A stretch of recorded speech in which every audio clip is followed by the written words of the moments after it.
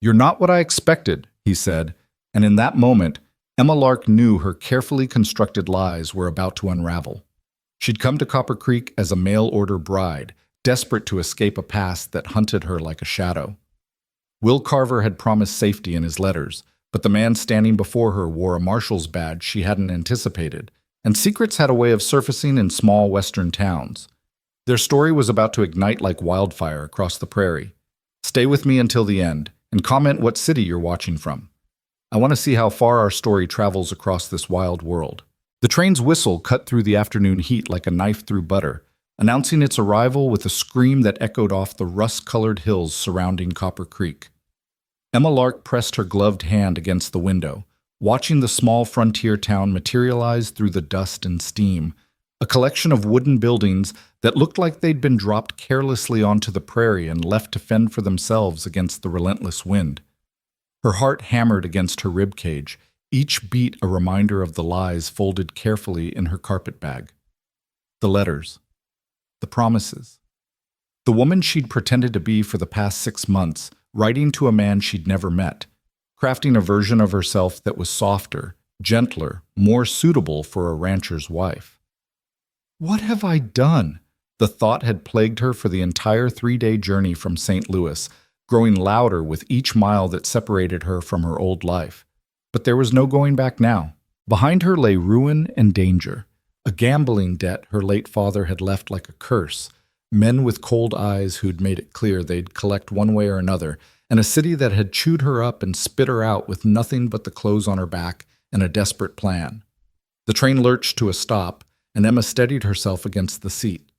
Through the window, she could see the platform, rough-hewn planks that had weathered countless seasons, a faded sign that read Copper Creek Station in peeling paint, and a handful of people waiting in the shade of the overhang.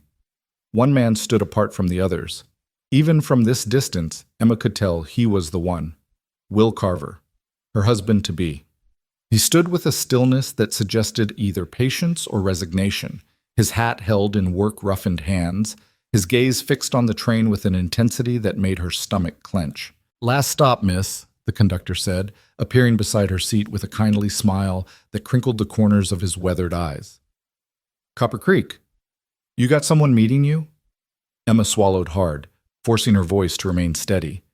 "Yes, my fiancé." The word felt foreign on her tongue, a lie wrapped in truth. They were engaged, in the technical sense, bound by letters and promises and a desperation that had driven her to answer an advertisement in the St. Louis Gazette.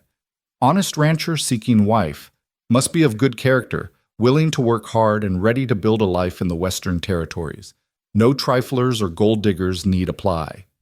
She'd laughed when she first read it, a bitter, hollow sound in her empty boarding house room. Good character. If he only knew.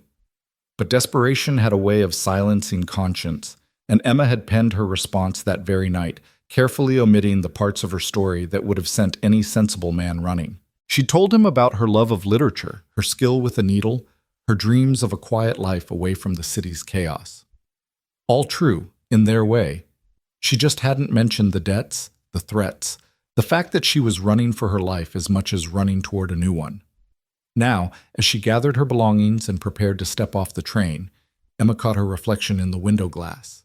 Dark hair pinned severely under a simple bonnet, hazel eyes that had seen too much for her 24 years, a dress that was respectable but showed its age in the carefully mended seams.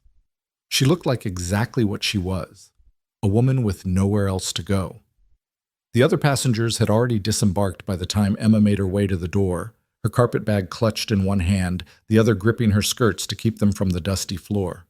The conductor offered his hand to help her down, and she took it, stepping out into the Colorado afternoon. The heat hit her first, dry and relentless, so different from the humid summers of St. Louis. Then came the smell, dust and sage, wood smoke and horse, the peculiar scent of a frontier town that existed on the edge of civilization. The platform creaked under her boots as she stood there, suddenly frozen, unable to make her feet carry her forward. Will Carver was walking toward her. Up close, he was nothing like the man she'd conjured in her imagination during those long nights writing letters by candlelight. She'd pictured someone softer somehow, despite his descriptions of ranch work and hard living. But the man approaching her now moved with a kind of controlled power, his shoulders broad beneath a worn cotton shirt, his face weathered by sun and wind into hard planes and angles that might have been handsome if they weren't so severe. And then there was the badge. It caught the sunlight as he moved, a small star of metal pinned to his chest, just visible beneath the edge of his vest. A marshal's badge. Emma's blood turned to ice. No, no, no, no, no. He hadn't mentioned being a lawman, not once in 6 months of correspondence. He'd written about his ranch, his cattle, the land he'd worked to build into something worth having. He'd written about loneliness and hope, about wanting a partner to share the burden and the beauty of frontier life. But never, not once, had he mentioned wearing a badge. Marshal. The very word sent panic skittering down her spine like spiders. Marshals asked questions. Marshals had connections, telegraphs that could send messages back east, ways of finding out about gambling debts, and the kind of men who collected them with brass knuckles and quiet threats. Marshals represented exactly the kind of law and order Emma had been trying to escape. She must have made some sound, a gasp or a whimper, because Will Carver's steps faltered. He was close enough now that she could see his eyes, gray as a winter sky, sharp with intelligence, and something else she couldn't quite name. Disappointment, maybe, or recognition of his own. They stood there, 3 feet apart on the weathered platform, and Emma felt the weight of every lie she'd ever told pressing down on her shoulders like a physical thing. He spoke first, his voice a low rumble that seemed to come from somewhere deep in his chest. Emma Lark? It took her 2 tries to make her voice work.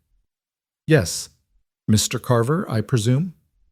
Something flickered across his face, an emotion gone too quickly to identify. His gaze traveled over her, taking in details she couldn't hide. The mended dress, the worn carpet bag, the way she held herself like a woman ready to bolt at the first sign of danger. When his eyes met hers again, they were guarded, careful. You're not what I expected, he said quietly. The words stung more than they should have. Emma lifted her chin, calling on every scrap of pride she had left. The afternoon sun blazed behind him, turning his outline into shadow, making it impossible to read his expression clearly. But she could hear everything he hadn't said in those 6 words. The disappointment, the second-guessing, the realization that the woman he'd been writing to existed only in carefully crafted letters. Neither are you, she replied, and meant it with every fiber of her being. A marshal. Of all the terrible luck, she'd bound herself to a man whose very profession meant scrutiny, questions, the kind of attention she couldn't afford. The urge to turn around, to climb back onto that train and disappear into the vast American landscape nearly overwhelmed her. But the train was already pulling away, its whistle shrieking one last goodbye, and there was nowhere left to run. Will's jaw tightened almost imperceptibly. He settled his hat back on his head, the gesture somehow final, like a decision being made. Wagons this way, he said, his voice carefully neutral. Ranch is about an hour's ride. He reached for her carpet bag, and Emma's fingers tightened reflexively on the handle. Everything she owned in the world was in that bag, including the letters she should have burned but couldn't quite bring herself to destroy, letters that proved she'd lied about so many things. I can manage it, she said, more sharply than she intended. Will's hand dropped back to his side. Suit yourself. He turned and started walking, clearly expecting her to follow. Emma glanced around the platform one last time, as if the landscape might offer some alternative, some escape from the choice she'd already made. But there was only Copper Creek, a handful of buildings shimmering in the heat, and beyond them, the endless prairie stretching toward mountains that looked close enough to touch, but were probably days away. This was the edge of the world, the place where civilization thinned to almost nothing, where a woman alone would last about as long as a snowflake in July. She followed. The wagon was old but well-maintained, hitched to a pair of horses that looked equally work-worn and cared for.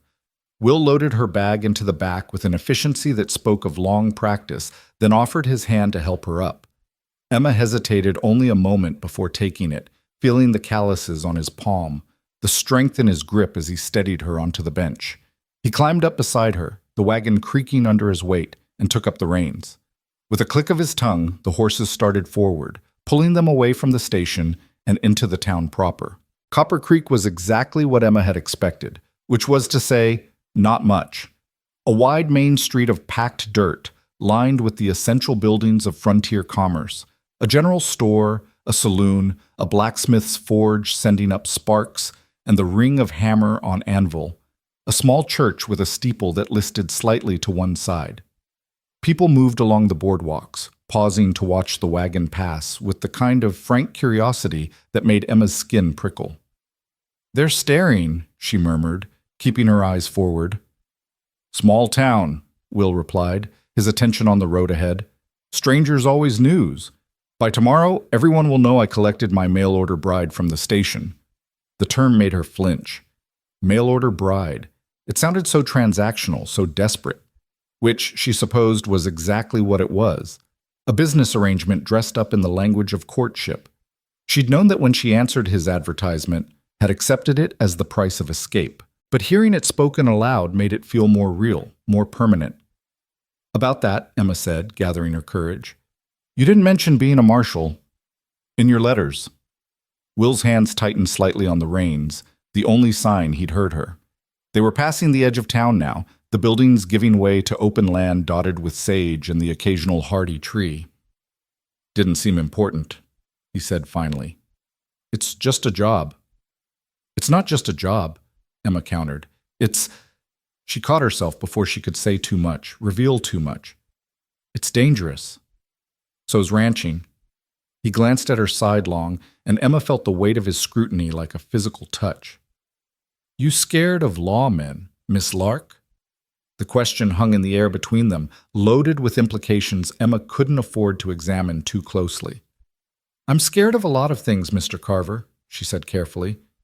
"Seems to me that's just common sense out here." Something that might have been approval flickered in his expression. "Fair enough." He returned his attention to the road, and Emma felt some of the tension leave her shoulders. They rode in silence for a while. The only sounds, the creak of the wagon, the steady clip-clop of hooves, and the whisper of wind through the grass. The prairie spread out around them like an ocean, endless and overwhelming, beautiful in a way that made Emma's chest ache. She'd spent her whole life in cities, surrounded by buildings and noise, and people pressed together in desperate proximity. This vast emptiness should have terrified her, but instead she felt something unexpected, a strange kind of peace, as if she could finally breathe after years of holding her breath. "It's beautiful," she said softly, more to herself than to him. Will turned to look at her, and this time his expression was less guarded, almost surprised. "You think so?" "Most women from back east find it desolate, lonely." "I am from back east," Emma replied, meeting his gaze, "and it is lonely, but that doesn't mean it isn't beautiful." For a long moment they simply looked at each other, and Emma saw something shift in Will's eyes, a reassessment perhaps, or the beginning of curiosity. Then he turned away, clearing his throat roughly.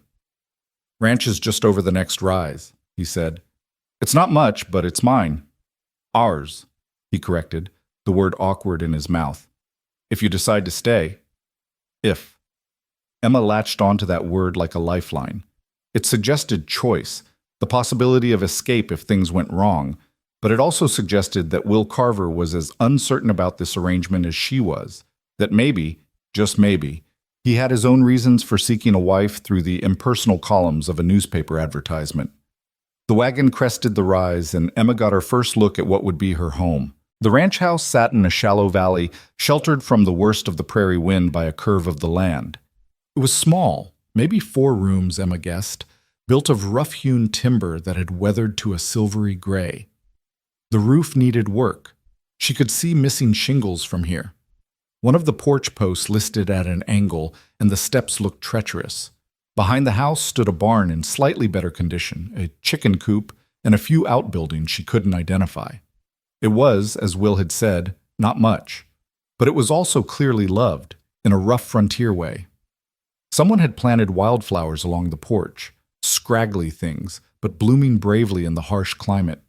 The yard was swept clean, and she could see where attempts had been made to repair the porch railing with fresh lumber. It was the home of a man who worked hard, who did his best with what he had. "Like I said," Will's voice was defensive now, "it's not fancy. I've been meaning to make improvements, but between the ranch and the marshal work, there's not much time for— It's fine, Emma interrupted, and was surprised to find she meant it. It's honest work, honest living. That's more than a lot of people have. Will pulled the wagon to a stop in front of the house and set the brake. He didn't move to get down immediately, just sat there staring at the house as if seeing it through her eyes. Your letters made you sound softer, he said quietly. More delicate. I expected someone who'd take one look at this place and burst into tears. Emma's laugh came out bitter. I'm sorry to disappoint you. Didn't say I was disappointed. Will finally turned to face her fully, and Emma found herself trapped by the intensity of his gaze. Just said you're not what I expected. Neither of us are, seems like. Question is, what do we do about it? It was a fair question, one Emma didn't have an answer for. The smart thing, the safe thing, would be to ask him to take her back to town, to find some other way forward that didn't involve lying to a lawman every day for the rest of her life.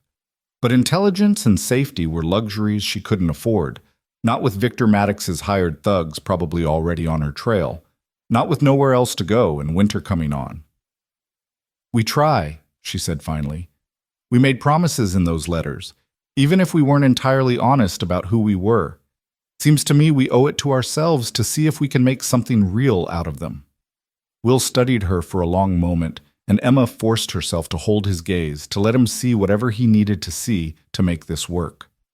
Finally, he nodded once, sharp and decisive.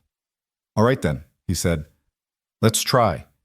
He climbed down from the wagon and came around to her side, offering his hand again. This time, when Emma took it, it felt different. Not just assistance, but a kind of compact, a sealing of the bargain they'd just made.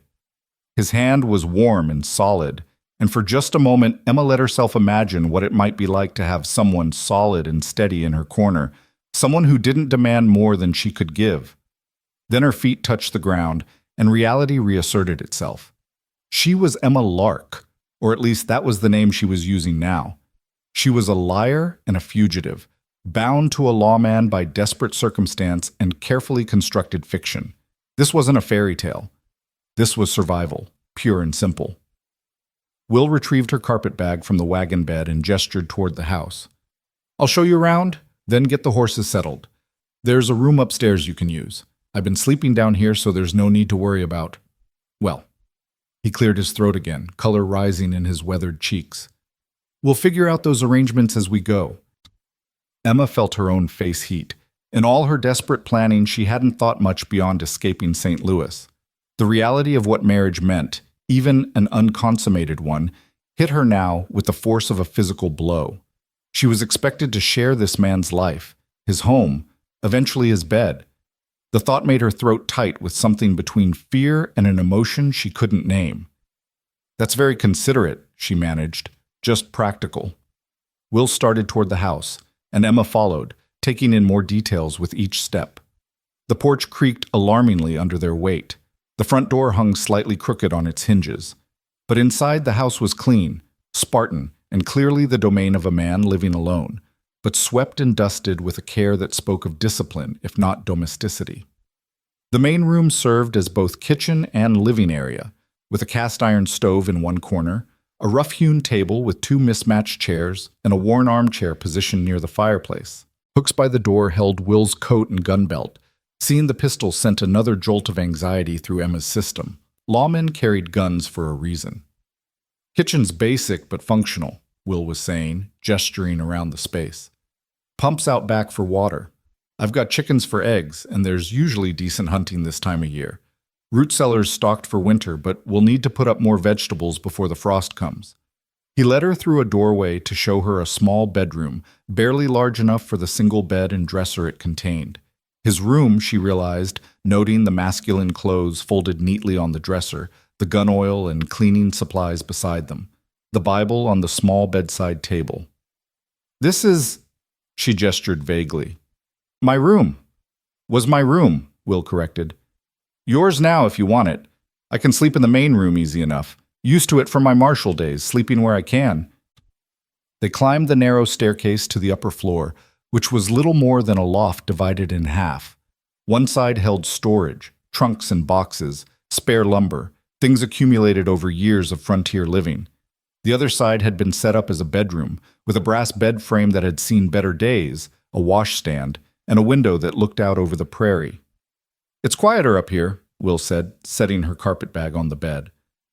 "More private. I thought, well, I thought you might like that." Emma walked to the window, looking out at the vast expanse of land painted gold by the lowering sun. Private. Yes, she would need that. Space to think, to plan, to figure out how to maintain her carefully constructed lies in such close quarters with a man whose job was uncovering truth. "It's perfect," she said, and this time she wasn't lying. Will shifted his weight, clearly uncomfortable with domestic arrangements and emotional territory. "I'll leave you to settle in, then. There's water in the pitcher, and I'll bring up some more after I tend the horses. Dinner's usually simple. I'm not much of a cook, but I can manage beans and cornbread, keep us from starving." "I can cook," Emma heard herself say. "It's one of the things I told you that was actually true. I'm a fair hand in the kitchen." Something eased in Will's expression. Relief, maybe, that at least some of what she'd written hadn't been fabricated. "That would be welcome. Supplies are in the kitchen. Help yourself to whatever you need." He turned to leave, then paused in the doorway, his broad shoulders nearly filling the frame. "Emma," he said, not looking at her, "I know this isn't what either of us thought we were getting into, but I meant what I said in my letters, the honest parts anyway. I'm looking for a partner, not a servant, someone to build something with. If you can't be that, if you're just looking for an escape, well, I'd rather know now than find out later when it hurts more." The words hung in the air between them, honest and raw, in a way that made Emma's chest constrict. She wanted to tell him the truth, that yes, she was looking for an escape, that she'd lied about almost everything, that she was using him as a shield against a past that would destroy her if it caught up. But the words stuck in her throat, trapped behind layers of self-preservation and fear. "I'll try to be what you need," she said instead, which was perhaps the most honest thing she'd said since stepping off that train. Will nodded slowly, still not looking at her. "That's all anyone can ask, I suppose. We'll make do, one way or another." Then he was gone, his boots heavy on the stairs, the front door opening and closing with a sound of finality that made Emma sink onto the edge of the bed. She was here. She'd actually done it, fled halfway across the country to marry a stranger, to start a life built on lies and desperation. The insanity of it all crashed over her like a wave, and for a moment she couldn't breathe, couldn't think past the enormity of what she'd set in motion. Emma pressed her hands to her face, feeling the tears that wanted to come but wouldn't. She'd cried herself dry weeks ago when she'd realized there was no other way out. Now there was only forward, only survival, only the slim hope that maybe somehow she could make this work long enough to truly disappear into this vast frontier. Through the window, she could see Will crossing the yard toward the barn, his stride purposeful and strong. A marshal and a rancher, alone out here at the edge of civilization. What had driven him to seek a wife through advertisement? What loneliness or desperation had made him willing to bind himself to a stranger based on nothing more than carefully worded letters and hope? They were both running, she realized, both hiding in their own ways. The difference was that Will's secrets probably wouldn't get him killed.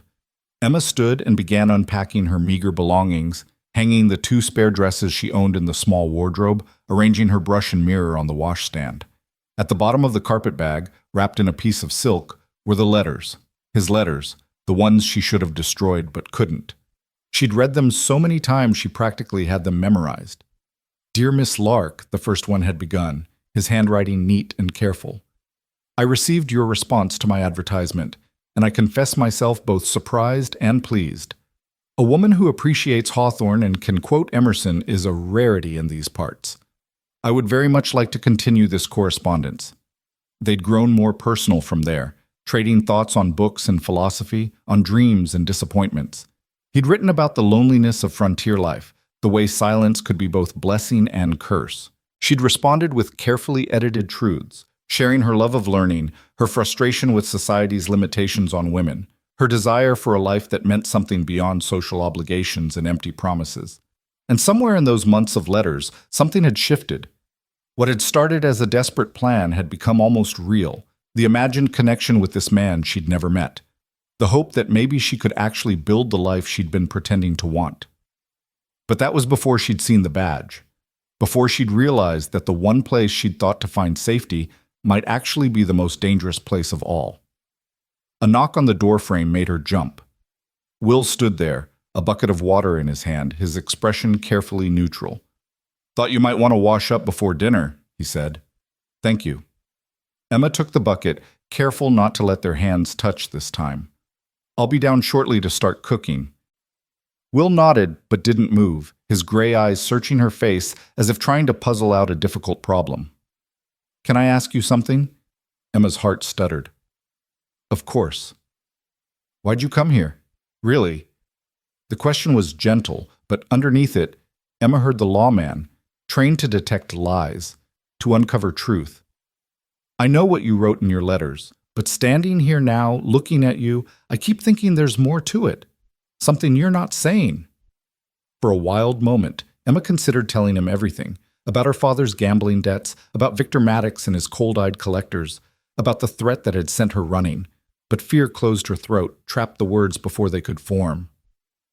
"I wanted a different life," she said carefully. "The city was suffocating me.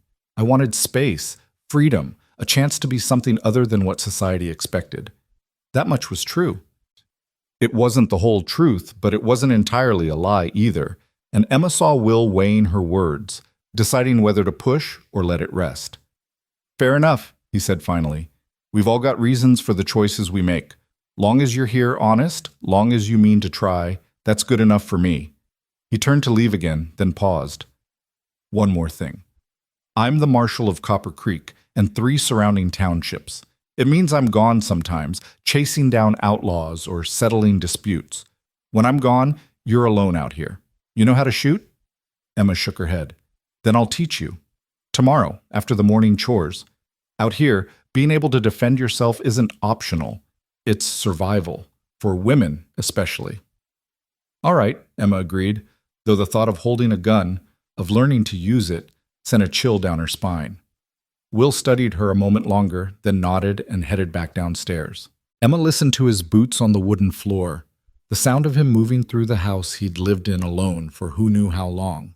She poured water from the bucket into the wash basin and splashed her face, letting the cool liquid wash away the dust and sweat of travel. In the small mirror above the washstand, her reflection stared back, pale and drawn, eyes too large in a face sharpened by stress and fear. "You can do this," she whispered to herself. "You have to do this." Because the alternative was unthinkable. Going back meant Victor Maddox, meant the kind of debt that could only be paid in blood or worse. It meant the end of everything, including hope. Emma dried her face and straightened her dress, running her hands over the fabric to smooth the wrinkles. Then she headed downstairs to begin her new life, one careful lie at a time. The kitchen was indeed basic, but Will had been truthful about the supplies. The root cellar held potatoes, onions, carrots, and dried beans. There was flour and cornmeal, salt pork, and a few precious tins of preserved tomatoes. Not abundance, but enough. More than enough by Emma's standards. She set to work with practiced efficiency, her hands finding comfort in familiar tasks.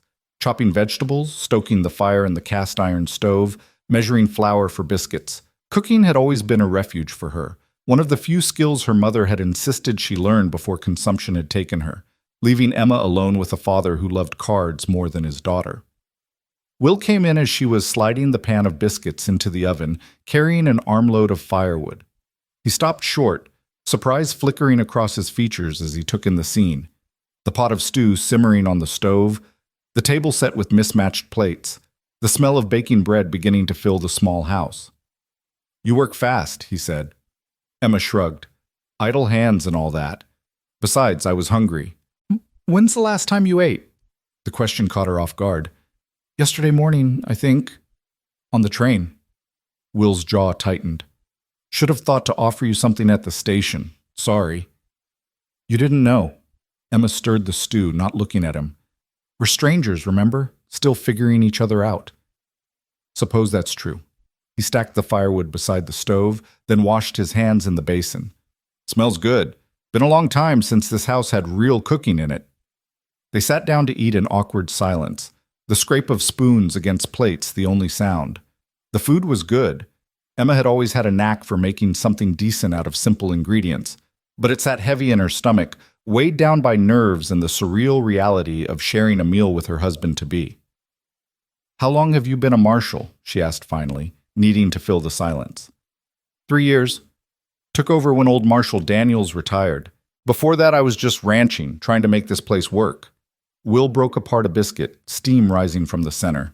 Marshal work pays steady, which helps when the cattle don't. Figured I could do both, at least until... Until what? He met her eyes across the table. Until I had a reason to stay put. A family, maybe.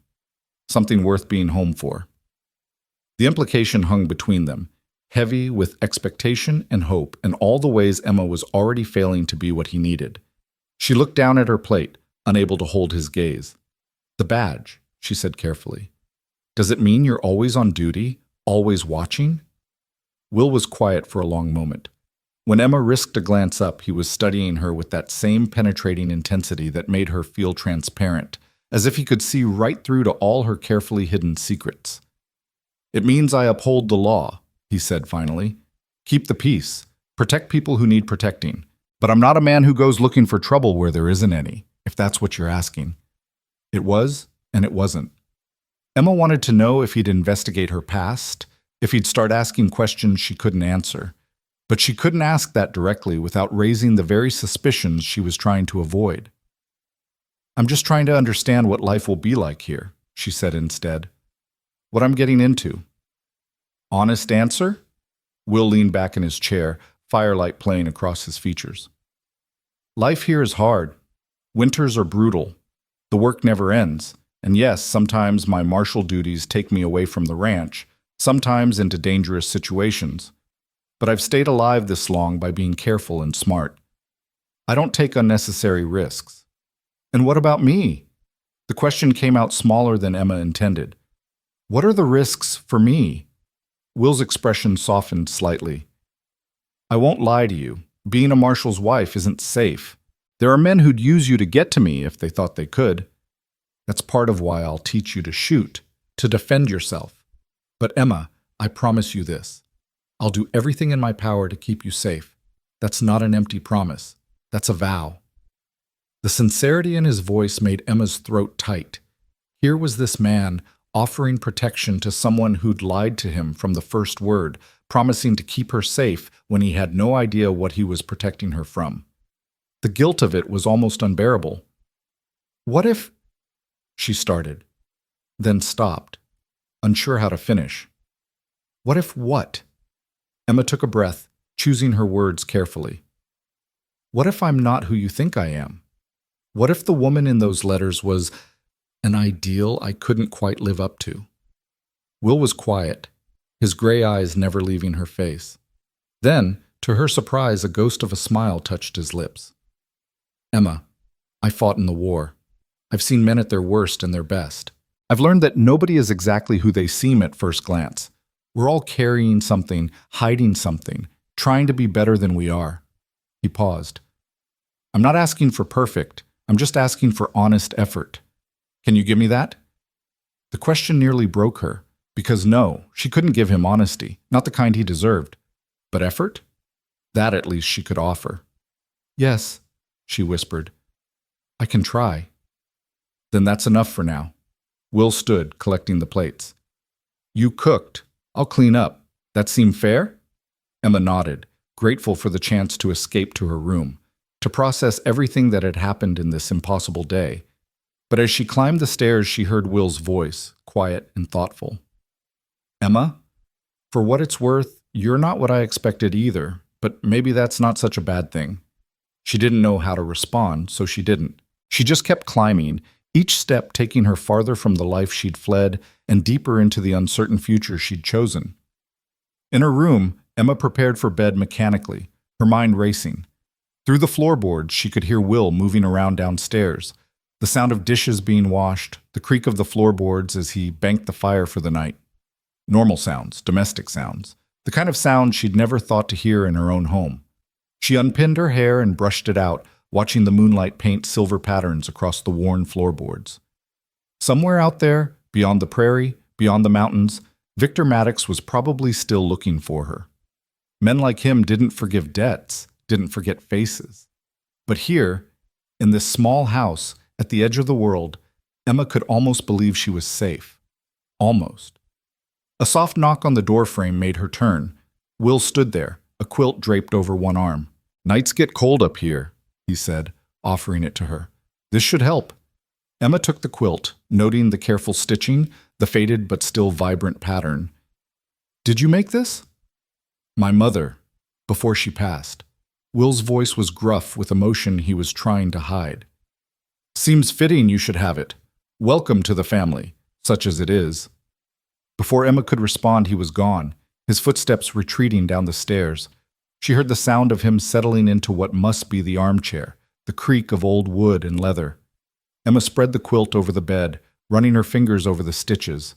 A mother's love, sewn into fabric, given freely to a stranger who'd lied her way into this family. The gesture made her eyes burn with tears she couldn't shed. She climbed into bed, pulling the quilt up to her chin, and stared at the ceiling. Tomorrow she would learn to shoot. Tomorrow she would start the daily work of maintaining this fragile deception. Tomorrow she would try to be the wife Will Carver needed, even as she carried secrets that could destroy them both. But tonight, in this moment, Emma let herself feel something she hadn't felt in months. A fragile, dangerous thing she barely recognized as hope. Dawn came soft and pink across the prairie, painting the sky in shades of rose and gold that Emma had never seen in the city. She woke to the sound of a rooster crowing and the distant lowing of cattle, disoriented for a moment before memory flooded back. Colorado. The ranch. Will Carver and his marshal's badge, and all the lies she'd told to get here. She dressed quickly in the dim light, choosing her sturdier dress, the one that had seen better days but could withstand hard work. Her hands trembled slightly as she pinned up her hair, and she paused to press her palms flat against the washstand, forcing herself to breathe slowly. One day at a time. That was all she had to manage. Just one day. Downstairs, she found Will already awake, standing at the stove with his back to her. The smell of coffee filled the small kitchen, dark and bitter, and somehow comforting. He turned when he heard her footsteps, and Emma caught a flash of something in his expression before he schooled it into neutrality. Surprise, maybe, or appreciation. She couldn't tell. "Morning?" he said, his voice still rough with sleep. "Coffee's ready. Figured you might need it after yesterday." "Thank you." Emma poured herself a cup, wrapping her hands around the warm tin. The coffee was strong enough to strip paint, but she drank it anyway, grateful for the heat and the kick of caffeine. "What time do you usually start the day?" "Sunup. Animals don't wait for a man to feel ready." Will moved to the door, shrugging into his coat. "I'll handle the livestock this morning. Give you time to settle in, find your bearings. But starting tomorrow, I'll teach you the routine. Can't have you sitting idle while there's work to be done." Emma bristled slightly at the assumption, though she knew it was fair. "I'm not afraid of work, Mr. Carver." "Will," he corrected, settling his hat on his head. "We're past formalities now, don't you think? And I didn't say you were afraid, just saying there's a learning curve to ranch life. No shame in that." He left before she could respond, the door closing with a soft click. Through the window, Emma watched him cross the yard to the barn, his stride purposeful in the early morning light. There was something almost graceful in the way he moved, despite his size, the economy of motion that came from years of hard physical work. She finished her coffee and set about exploring the kitchen more thoroughly, opening cupboards and drawers, taking inventory of what existed and what was needed. The supplies were basic but adequate. Will clearly knew how to keep himself fed, if not particularly well. She found a sourdough starter in a covered crock, still active despite what must have been weeks of neglect. At least she could make decent bread. Emma was elbow deep in mixing biscuit dough when Will returned, stomping his boots clean at the door. He paused when he saw her working, something unreadable crossing his face. "You don't have to cook every meal," he said. "I can manage." "So can I." Emma shaped the dough with practiced efficiency. "Besides, seems to me a partnership means sharing the load. You handle the livestock, I'll handle the kitchen. Fair trade." Will hung his hat on the hook, considering her words. "Fair enough. But there's more to running a ranch than cooking and feeding animals.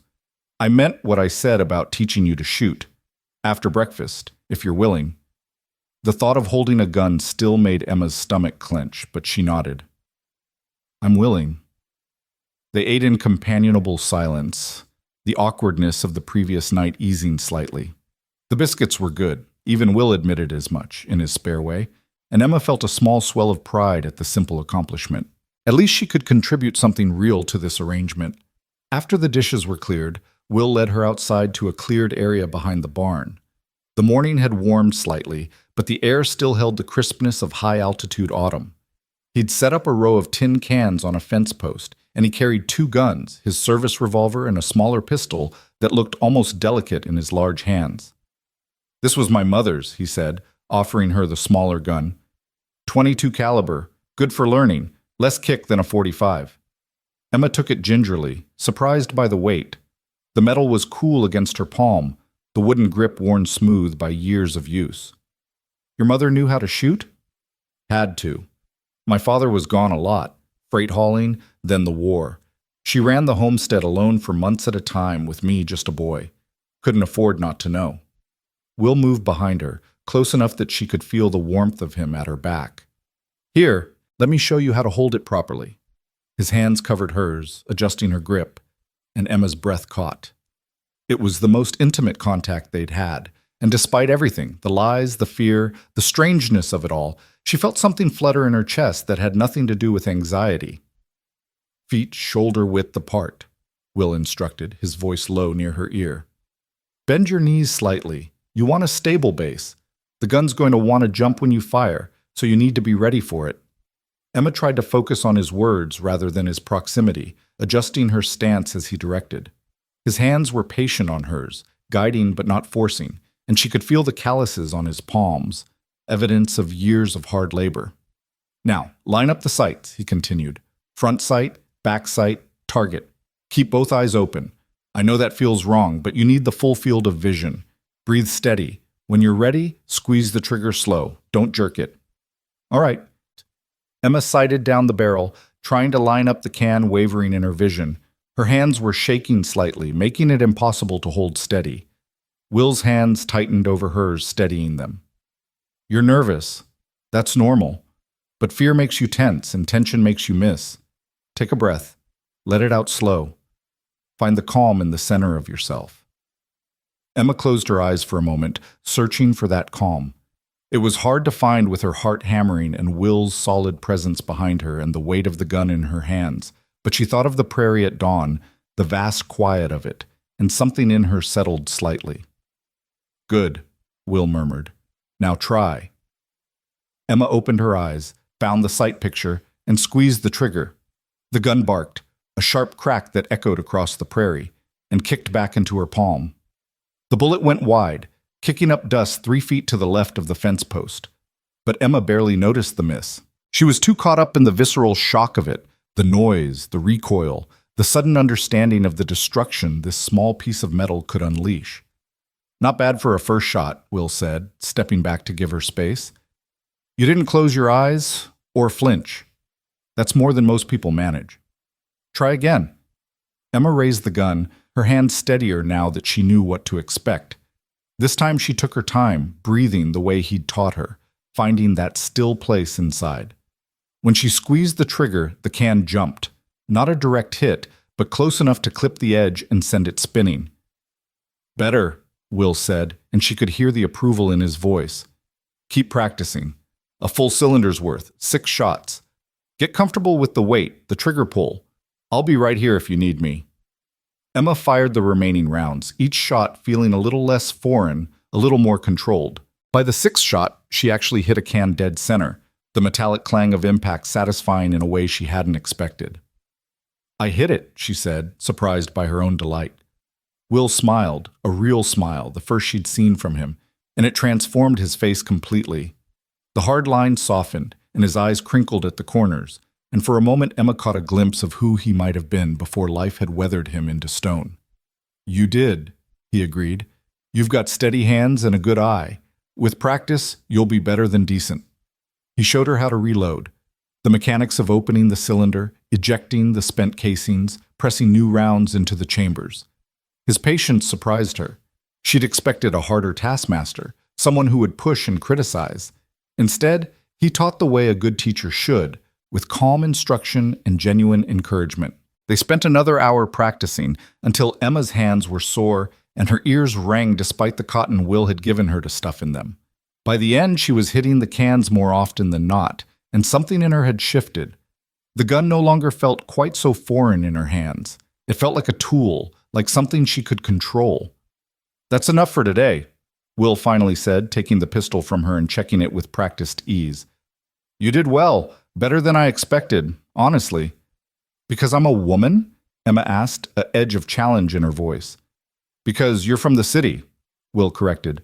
"Most city folk, men or women, take to firearms like cats take to water. You've got natural talent, Emma. That's worth acknowledging." The compliment warmed her more than it should have. Emma watched as Will cleaned both guns with the same meticulous care he seemed to bring to everything, his hands sure and steady on the oiled cloth. "Why did you really send for a wife?" The question slipped out before Emma could stop it. "A man like you, capable, with land and a steady job, you could have courted someone local. Why advertise for a stranger?" Will's hand stilled on the gun. For a long moment, he didn't speak, and Emma thought she'd overstepped, pushed too far too fast. But then he sighed, a sound that seemed to come from somewhere deep in his chest. "Same reason you answered the advertisement, I imagine," he said quietly. "Desperation of one kind or another." He set the gun down, meeting her eyes. "The war broke something in me, Emma. Made me hard in ways I don't much like. Women around here, they look at me and see the badge, the gun, the man who brings in outlaws, dead or alive. They don't see someone they want to build a life with. They see danger." "And you thought a stranger might not see that?" Emma asked softly. "I thought a stranger might be willing to look past it, to see whatever else there might be." He picked up the gun again, resuming his cleaning with deliberate focus. "Foolish, maybe, but loneliness makes fools of us all, eventually." Emma felt something crack in her chest, empathy she couldn't afford, understanding she had no right to feel. Because she was using his loneliness, his desperate hope for connection, to hide from her own demons. She was the worst kind of fraud. "I'm sorry," she said, though she wasn't sure exactly what she was apologizing for. Will glanced at her, confusion flickering across his features. "What for?" "For not being what you hoped for. For being just another disappointment." "Who said you were a disappointment?" Will stood, tucking the clean guns into his belt. "You're different than I expected, sure. But disappointment? No. If anything, you're more than I expected. Stronger. That's worth something out here." He started back toward the house, leaving Emma standing in the yard with her thoughts churning. The morning sun had climbed higher, warming the air, and she could hear the sounds of the ranch, chickens clucking, cattle lowing, the wind sighing through the grass. Normal sounds, peaceful sounds, so different from the constant noise of the city. She was following Will back to the house when she heard it, the distant thunder of hoofbeats, approaching fast. Will heard it too. He went still, his hand dropping instinctively to his gun, his whole body tensing in a way that spoke of long experience with danger. "Get inside," he said, his voice suddenly hard, all the softness of the morning gone. "Now." "What is it?" Emma asked, even as she moved toward the house. "Don't know yet. But anyone riding that hard either needs help or means trouble." Will's eyes scanned the horizon, tracking the sound. "Either way, you don't want to be caught in the open." Emma had just reached the porch when the rider came into view. A boy, no more than 16, hunched low over his horse's neck, riding like the devil himself was on his heels. He pulled up hard in the yard, his horse blowing and sweating, foam flecking its mouth. "Marshal Carver," the boy gasped, nearly falling from the saddle. "You gotta come quick. There's been a killing in town. Deputy Hayes sent me to fetch you." Will's face went grim. "Who's dead?" "Sam Porter, sir, the bank clerk. Found him this morning behind the saloon, throat cut ear to ear. Hayes says it looks like robbery, but there's something strange about it, something he wants you to see." Emma felt the blood drain from her face. A killing. Murder. Exactly the kind of thing that would bring scrutiny, questions, the kind of attention she couldn't afford. And Will would have to go. It was his job, his duty. "Saddle my horse," Will told the boy, then turned to Emma. "I have to go. Could be a few hours, could be all day. You'll be all right here?" "I'll manage," Emma said, though her voice sounded thin even to her own ears. Will studied her for a moment, and she wondered what he saw. Fear, certainly, but of what? Of being alone? Or of what his investigation might uncover? "Lock the doors," he instructed. "Don't open them for anyone but me. The rifle's above the mantel, loaded. You remember what I taught you?" Emma nodded, not trusting her voice. "Good." Will hesitated, as if he wanted to say something more, but the boy was already leading his horse from the barn, saddled and ready. "I'll be back as soon as I can." Then he was mounting up, settling his hat low, transforming before her eyes from the patient teacher into something harder, colder, the lawman, the hunter.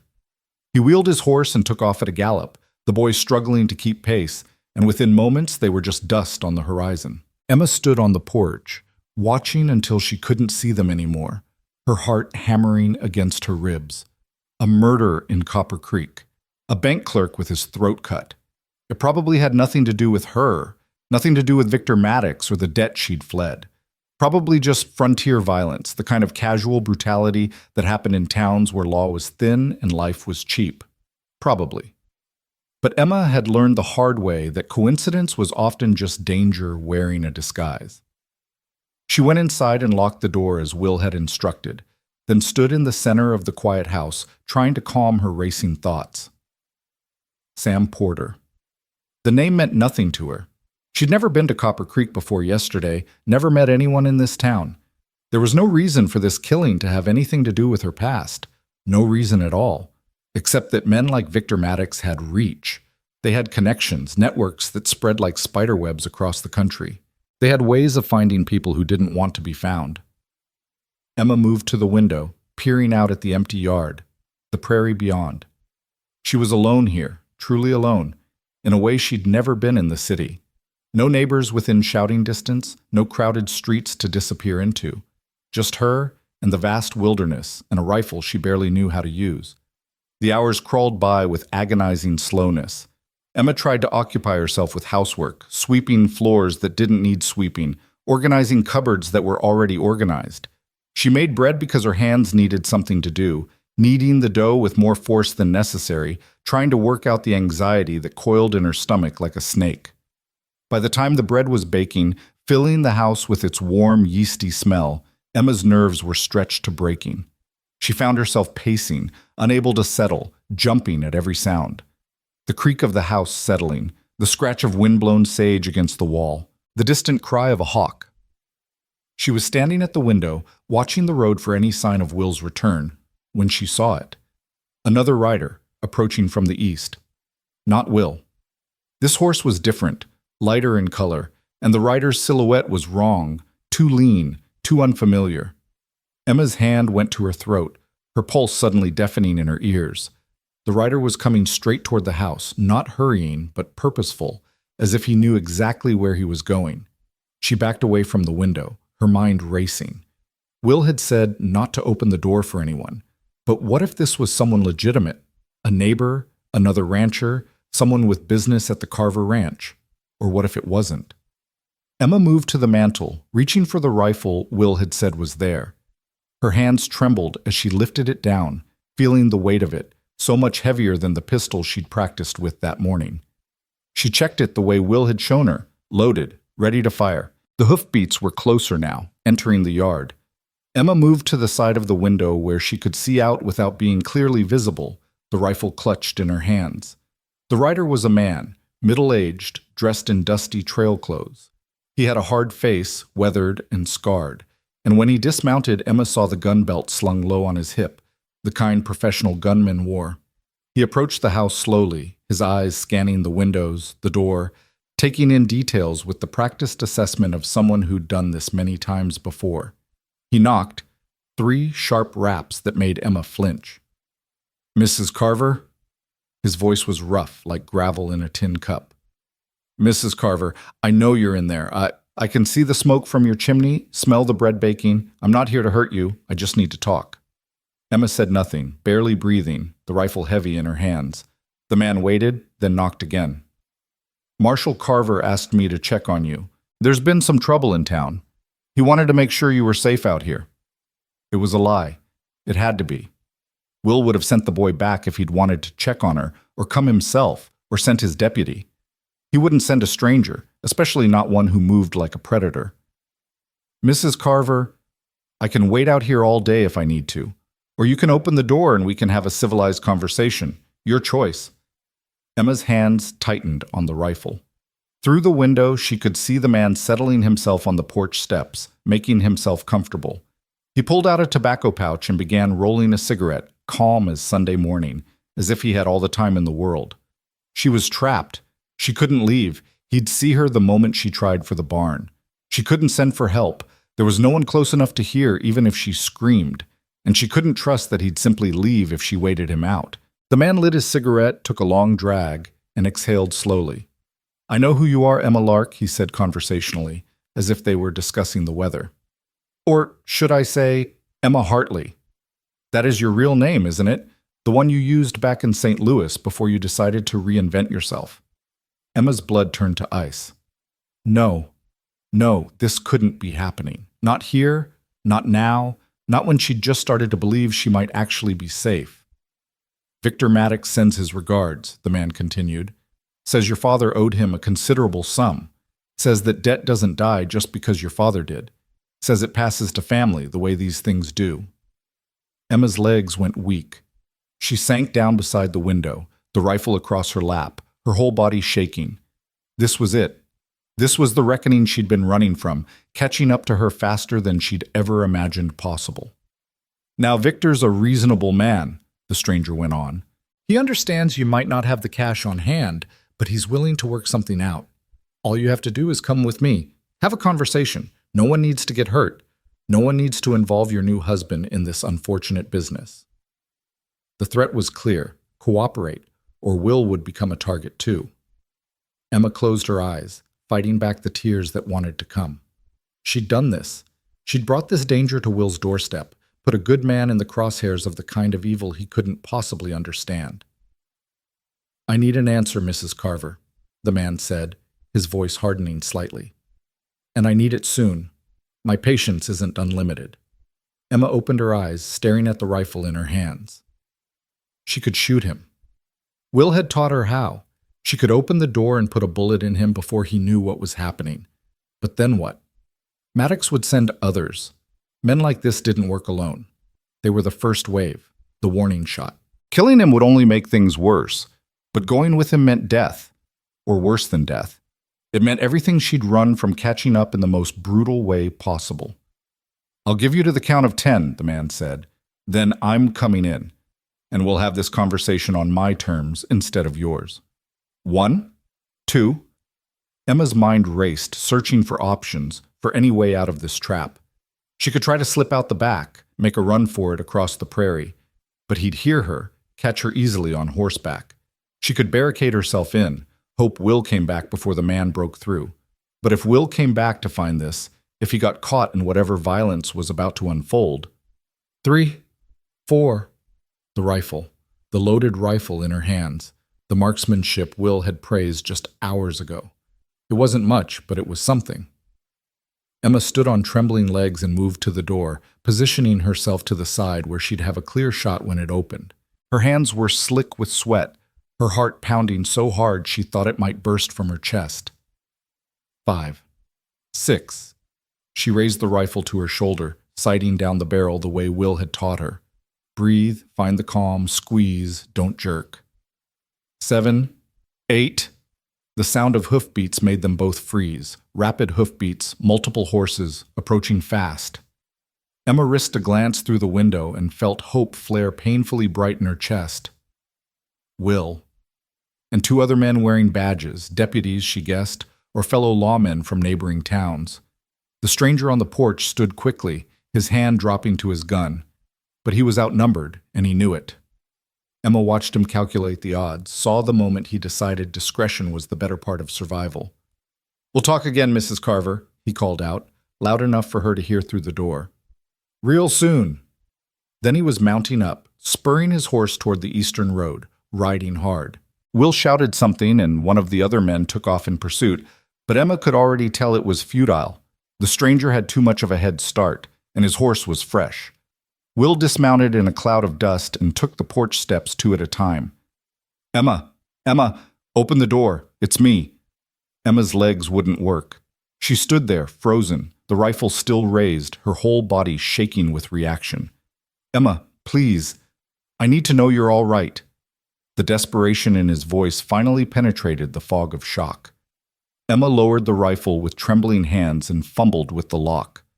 The moment the door opened, Will was there, his hands on her shoulders, his eyes scanning her face with an intensity that was almost painful.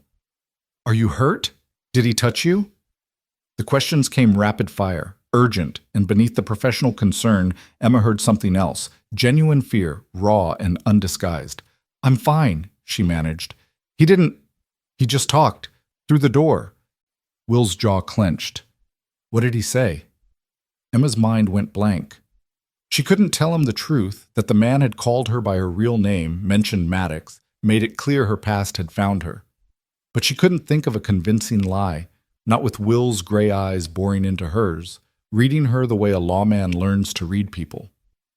"He said," she swallowed hard, "he said he knew I was alone, that there was trouble in town. He wanted me to open the door." It wasn't quite a lie, but it wasn't the truth either, and Emma saw Will's eyes narrow slightly, catching the evasion. But before he could press her, the remaining deputy called from the yard. "Marshal, we found something." Will hesitated, clearly torn between his duty and his concern for Emma. "You're sure you're all right? You're not hurt?" "I'm sure." He studied her a moment longer, then nodded reluctantly. "Lock the door behind me. I'll be right outside, but lock it anyway." Emma did as he asked, then watched through the window as Will joined his deputy. The man was holding something, a piece of paper it looked like, and whatever was written on it made Will's whole body go rigid. He snatched the paper, read it, then crushed it in his fist with a violence that made Emma flinch. He said something to the deputy, she couldn't hear what, and the man nodded and headed toward the barn. Then Will was striding back to the house, the paper still clenched in his hand, his expression thunderous. Emma unlocked the door before he could knock. Will came inside, kicked the door shut behind him, and stood there for a moment, visibly trying to control his anger. "What is it?" Emma asked, though she wasn't sure she wanted to know. Will slowly unclenched his fist, smoothing out the crumpled paper. When he held it out to her, Emma felt her heart stop. It was a wanted poster. Old, yellowed with age, the sketch crude but recognizable. And the name at the bottom made her blood run cold. Emma Hartley, wanted for theft and fraud. $500 reward. The silence stretched between them, heavy and damning. Emma couldn't speak, couldn't move, couldn't do anything but stare at the evidence of everything she'd tried to hide. "Is it true?" Will's voice was quiet, dangerously controlled. "Is Emma Lark even your real name?" Emma's mouth opened, but no words came out. What could she say? The truth would condemn her. A lie would only make it worse. She was caught, trapped as thoroughly as if the stranger had put her in chains. "Emma." Will's voice cracked slightly on her name. "I need you to talk to me. I need you to tell me what's going on. Because right now, I've got a dead man in town, a wanted fugitive in my house, and a stranger who knows things he shouldn't, and I can't protect you if I don't know what I'm protecting you from." Protect. The word cut through Emma's panic like a knife. Even knowing what he knew, even holding evidence of her crimes in his hand, Will's first instinct was still to protect her. It broke something in her, the last wall she'd built around the truth. "My name is Emma Hartley," she said, her voice barely above a whisper, "and I'm not who I said I was." The words hung in the air between them like smoke from a gunshot, impossible to take back. Emma watched Will's face, saw the muscles in his jaw work as he processed what she'd just admitted. The wanted poster crinkled in his grip, and for a long moment the only sound was the ticking of the clock on the mantel and Emma's ragged breathing. "Go on," Will said finally, his voice carefully controlled. Too controlled. The kind of calm that came before a storm. Emma wrapped her arms around herself, suddenly cold despite the warmth of the house. My father was a gambler, a good one, for a while. But the luck turned, the way it always does, and he started borrowing money from the wrong people. Victor Maddox. Just saying the name made her feel sick. When my father died, Maddox said the debt passed to me. $20,000. Will's eyes widened slightly. 20,000. I didn't have it. I had nothing. No money, no family, no way to pay. Maddox's men made it clear what would happen if I didn't settle up. Emma's hands trembled as she continued. So I ran. Changed my name, saw your advertisement, and thought... Her voice broke. I thought I could disappear. Start over where no one would find me. The charges on this poster, Will said, holding it up. Theft and fraud. Did you steal from Maddox? No. Emma shook her head vehemently. I worked as a seamstress, did alterations for a dress shop. When I left St. Louis, I took fabric that I'd already paid for, materials for orders I'd been working on. But the shop owner, she was connected to Maddox somehow. She filed charges, made it look like I'd robbed her. It was a lie. But who's going to believe a poor seamstress over a respected business owner? Will was quiet, studying the poster with a lawman's eye. Emma watched him, trying to read his expression, but he'd gone distant, closed off in a way that terrified her more than anger would have. The man who was here, Will said slowly. He worked for Maddox? I think so. He knew my real name. He knew about the debt. Emma's voice dropped to barely a whisper. He said Maddox wants to talk. That's what men like Maddox say before they kill you. Will crumpled the poster again, shoving it into Walker's pocket. He paced to the window, staring out at the prairie, his shoulders tight with tension. Emma stood frozen, waiting for judgment, for condemnation, for him to tell her to pack her things and get out. The man in town, Will said, his back still to her. Sam Porter. They cut his throat, but that's not what killed him. He drowned, in about an inch of his own blood, the doc says. Took him several minutes to die. That's a message killing, Emma. The kind men like Maddox used to send warnings. Emma's legs went weak. She sank into a chair, horror washing over her. You think Maddox killed him? But why? Sam Porter, I don't even know who that is. Bank clerk, Will said, turning to face her. His eyes were hard, but underneath Emma saw something else. Calculation. The mind of a marshal working through a puzzle. He processed the telegraphs that came through the bank. If someone sent a message asking about you, inquiring whether a woman matching your description had arrived in Copper Creek, Sam would have been the one to see it. Understanding dawned, cold and sickening. They killed him because he knew I was here, or because he wouldn't tell them where you went. Either way, a man is dead because of you. Will's words were brutal, but his tone wasn't accusatory, just stating facts the way a lawman did. Actually dead, Emma. Not theory, not possibility. His wife found him this morning. His wife, who's now a widow because you brought your trouble to my town. The guilt nearly crushed her. Emma put her face in her hands, fighting back sobs that wanted to tear free. I'm sorry, God. I'm so sorry. I never meant for anyone to get hurt. I just wanted to survive. I know. Will's voice softened slightly. I've seen enough desperate people to recognize it when I see it. You're running scared, Emma. Have been since you stepped off that train. I should have seen it sooner. Emma looked up at him through tears. What are you going to do? The question hung between them, loaded with possibilities. He could arrest her, take her in on the wanted poster charges. He could send her back to St. Louis to face Maddox and whatever fate waited there. He could simply tell her to leave, to take her lies and her danger somewhere far away from Copper Creek. Will crossed the room and dropped into the chair across from her. He looked tired suddenly, the weight of too many hard decisions showing in the lines of his face. Tell me everything, and I mean everything this time, Emma. No more lies, no more half-truths. I can't help you if I don't know what we're dealing with. The we're nearly undid her. Even now, knowing what he knew, Will was still thinking in terms of partnership, of facing this together. So Emma told him. She told him about her father's slow descent into gambling addiction, about her mother's death from consumption when Emma was 16, about trying to hold together a life that was falling apart piece by piece.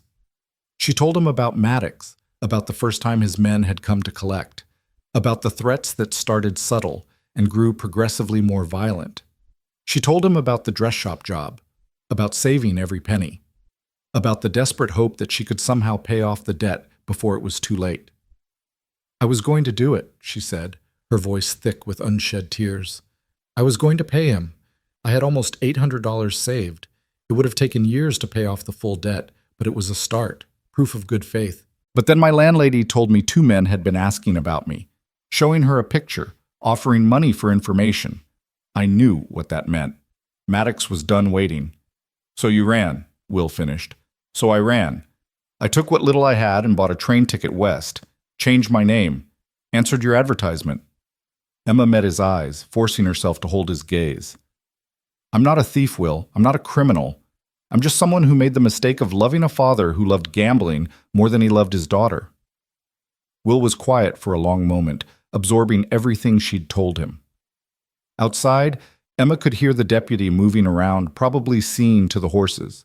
Normal ranch sounds, ordinary life, while inside this room her entire future balanced on a knife's edge. "This poster," Will said finally, pulling it from his pocket and smoothing it out on the table between them. "It's old, at least 2 years, I'd guess. And the charges are minor, theft of goods valued at less than $200, fraud for using a false name. That's not hanging offenses, Emma. That's maybe a few months in jail, a fine."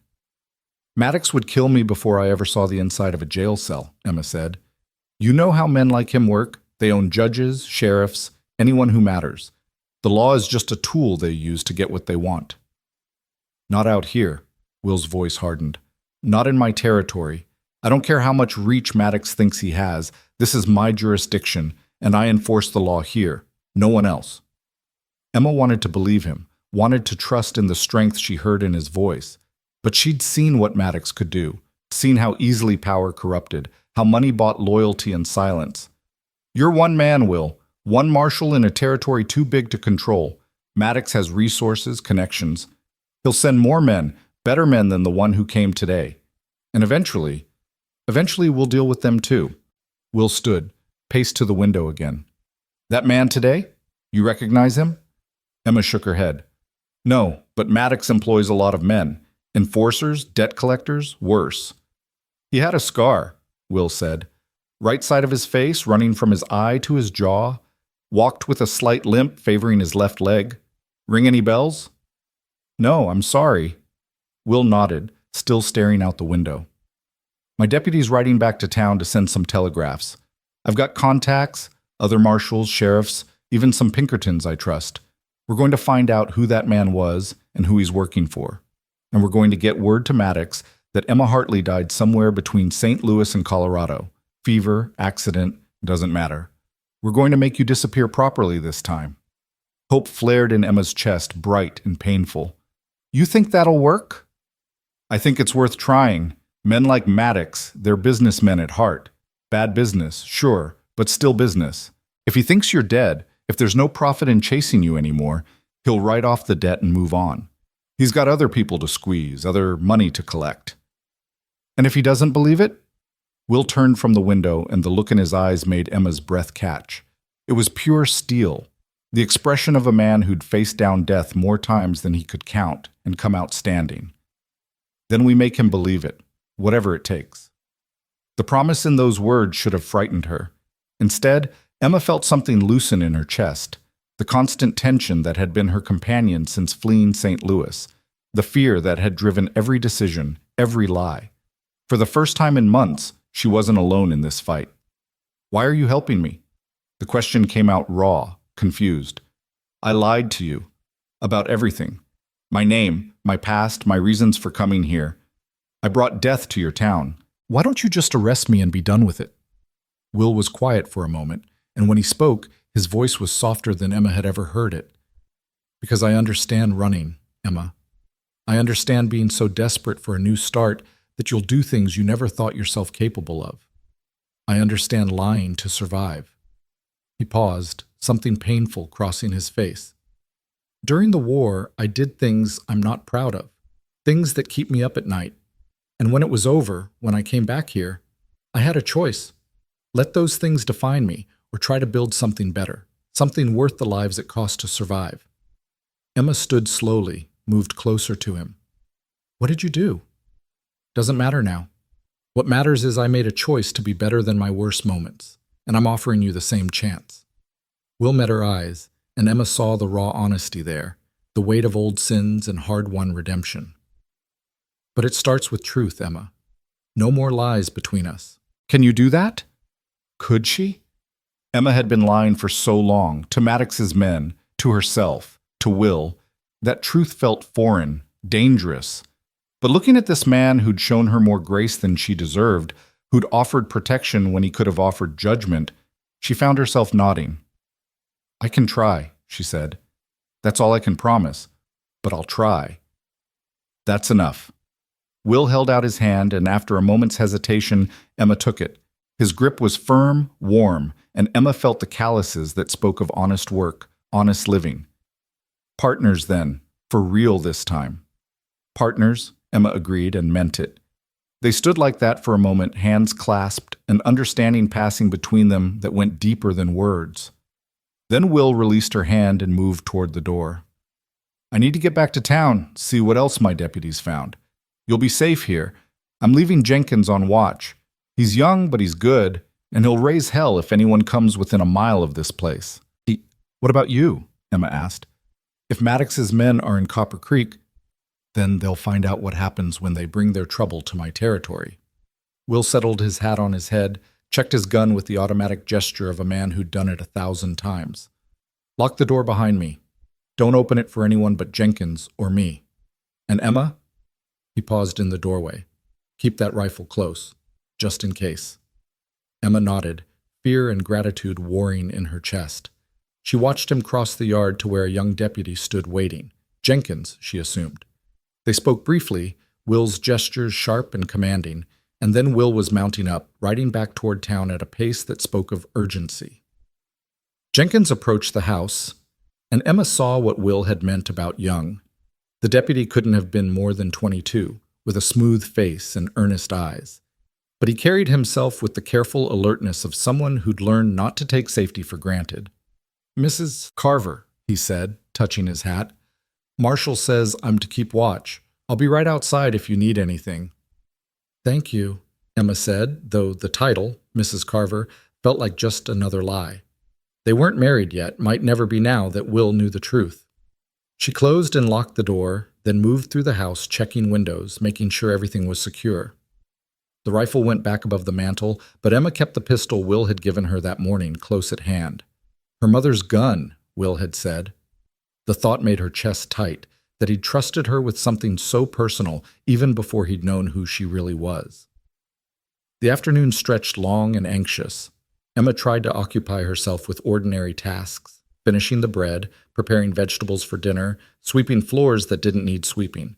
But her mind kept circling back to Sam Porter, to the man with the scarred face, to Maddox and the long reach of his vengeance. She was peeling potatoes when she heard horses again, multiple riders this time, approaching at a steady pace.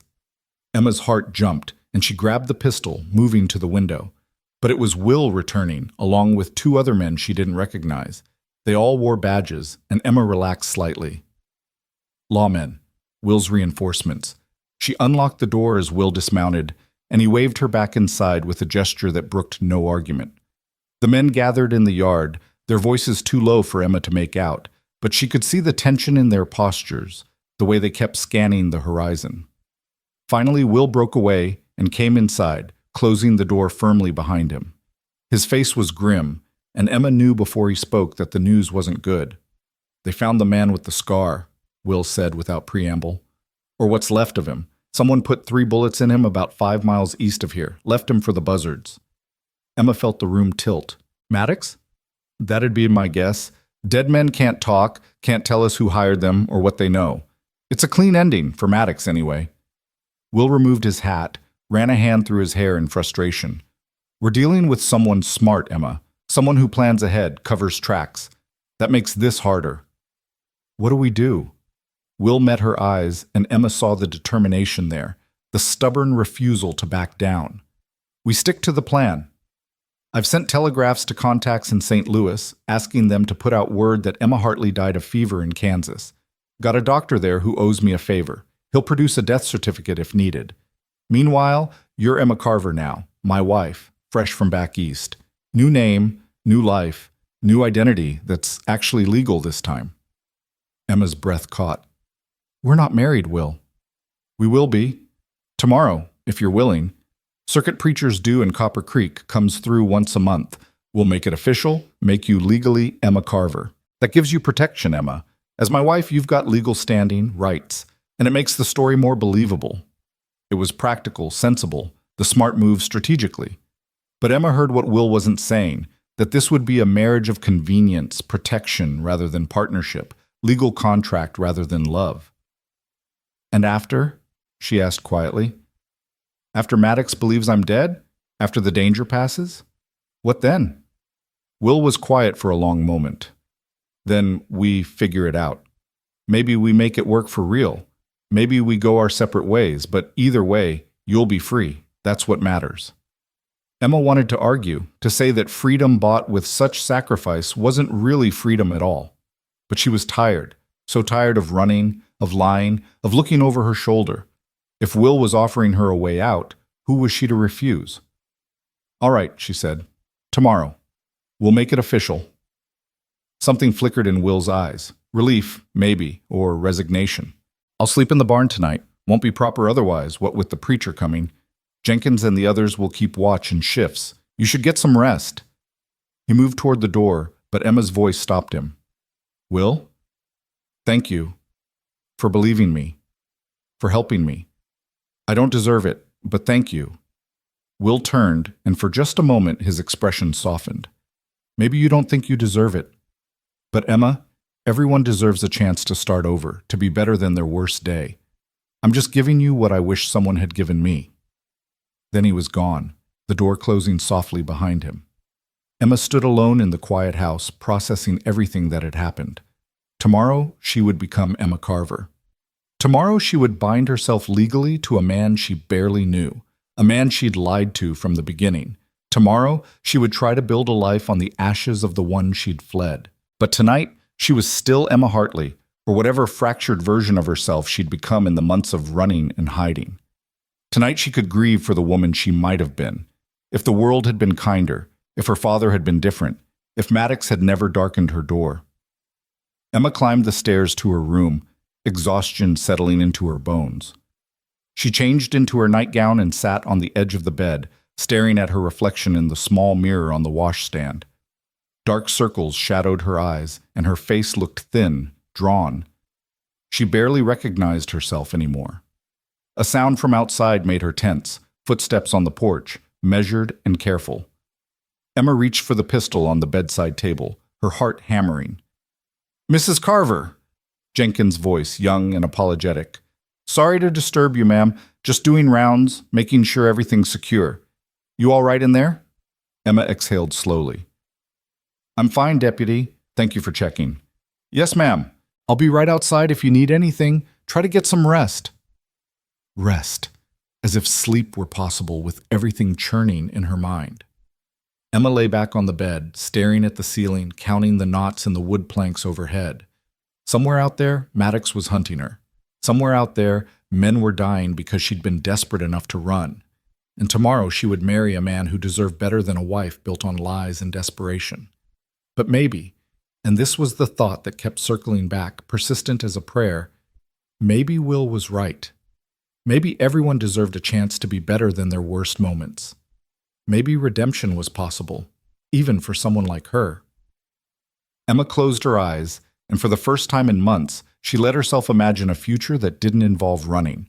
She imagined learning to really shoot, to ride, to work this land beside a man who'd shown her more grace than she'd ever known. She imagined becoming Emma Carver in truth, not just in name.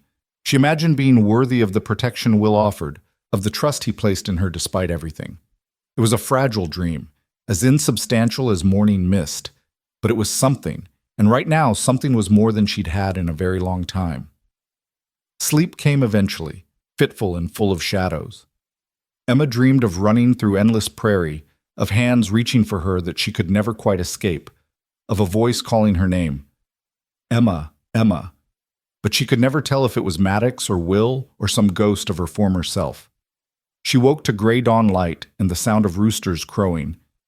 For a disoriented moment, Emma couldn't remember where she was. Then it all came flooding back.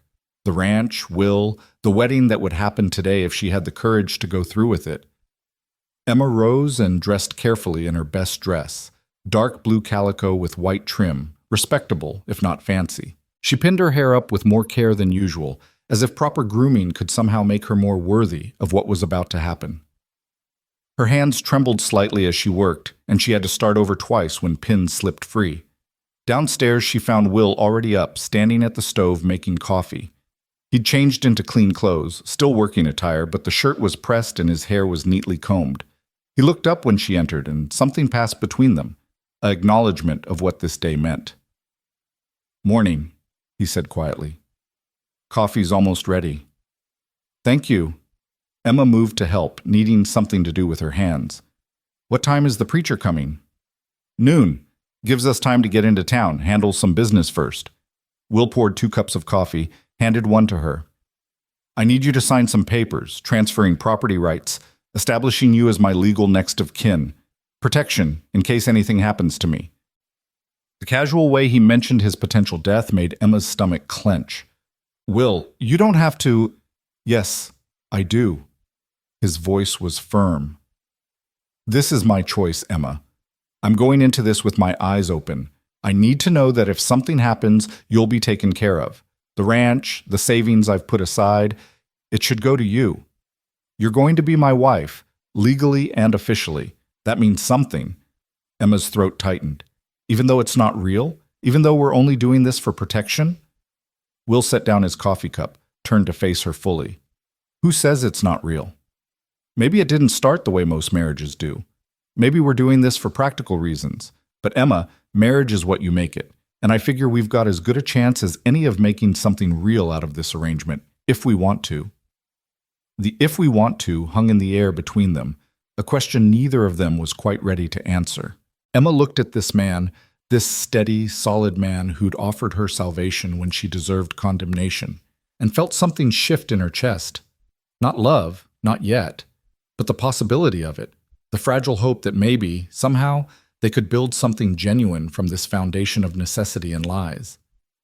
"I want to try," she said softly, "if you're willing to try with me." Will's expression softened, and he reached out, tucking a loose strand of hair behind her ear in a gesture so gentle it made Emma's eyes sting. "Then we'll try. Together." They finished their coffee in companionable silence, the awkwardness of the previous days easing into something that felt almost comfortable. Will made breakfast, simple fare of eggs and bacon, bread from yesterday's baking, and they ate together as the sun climbed higher, painting the prairie in shades of gold.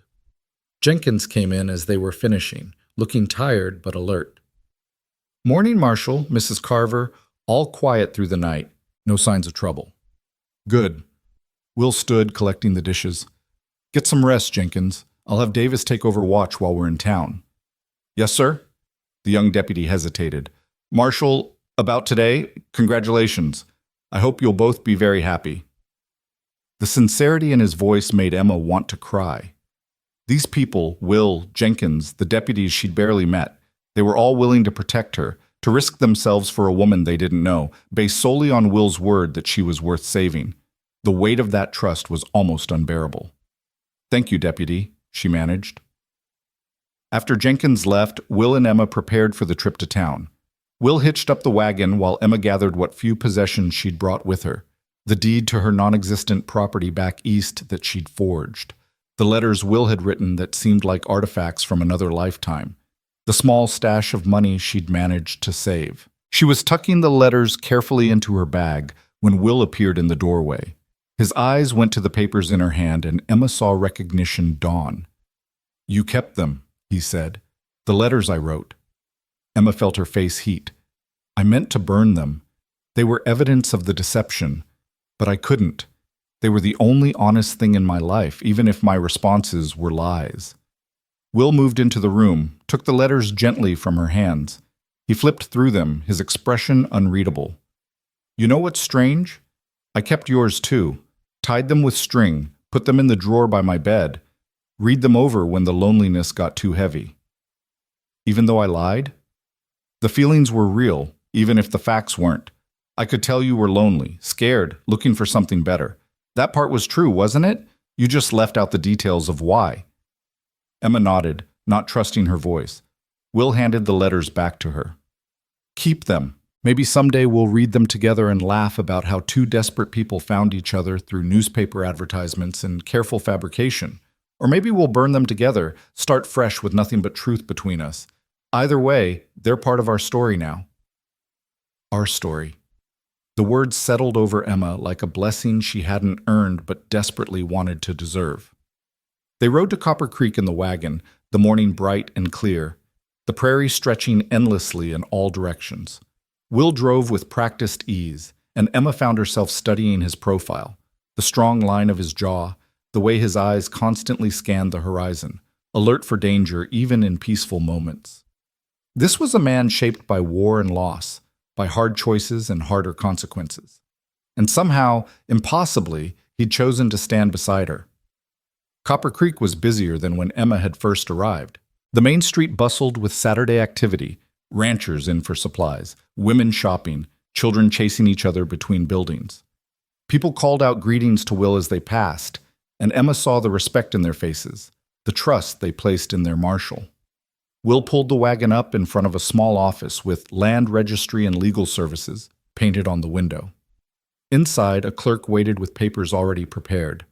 Emma signed where Will indicated, transferring her fictional property holdings, establishing herself in the legal record as Emma Lark, soon to be Emma Carver. Each signature felt like a nail in the coffin of her old life, sealing away Emma Hartley forever. "That's done then," the clerk said, blotting the final signature. "Congratulations on your upcoming nuptials, Marshal. Mrs. Carver, you're a lucky woman." "Yes," Emma said, and found she meant it. "I am."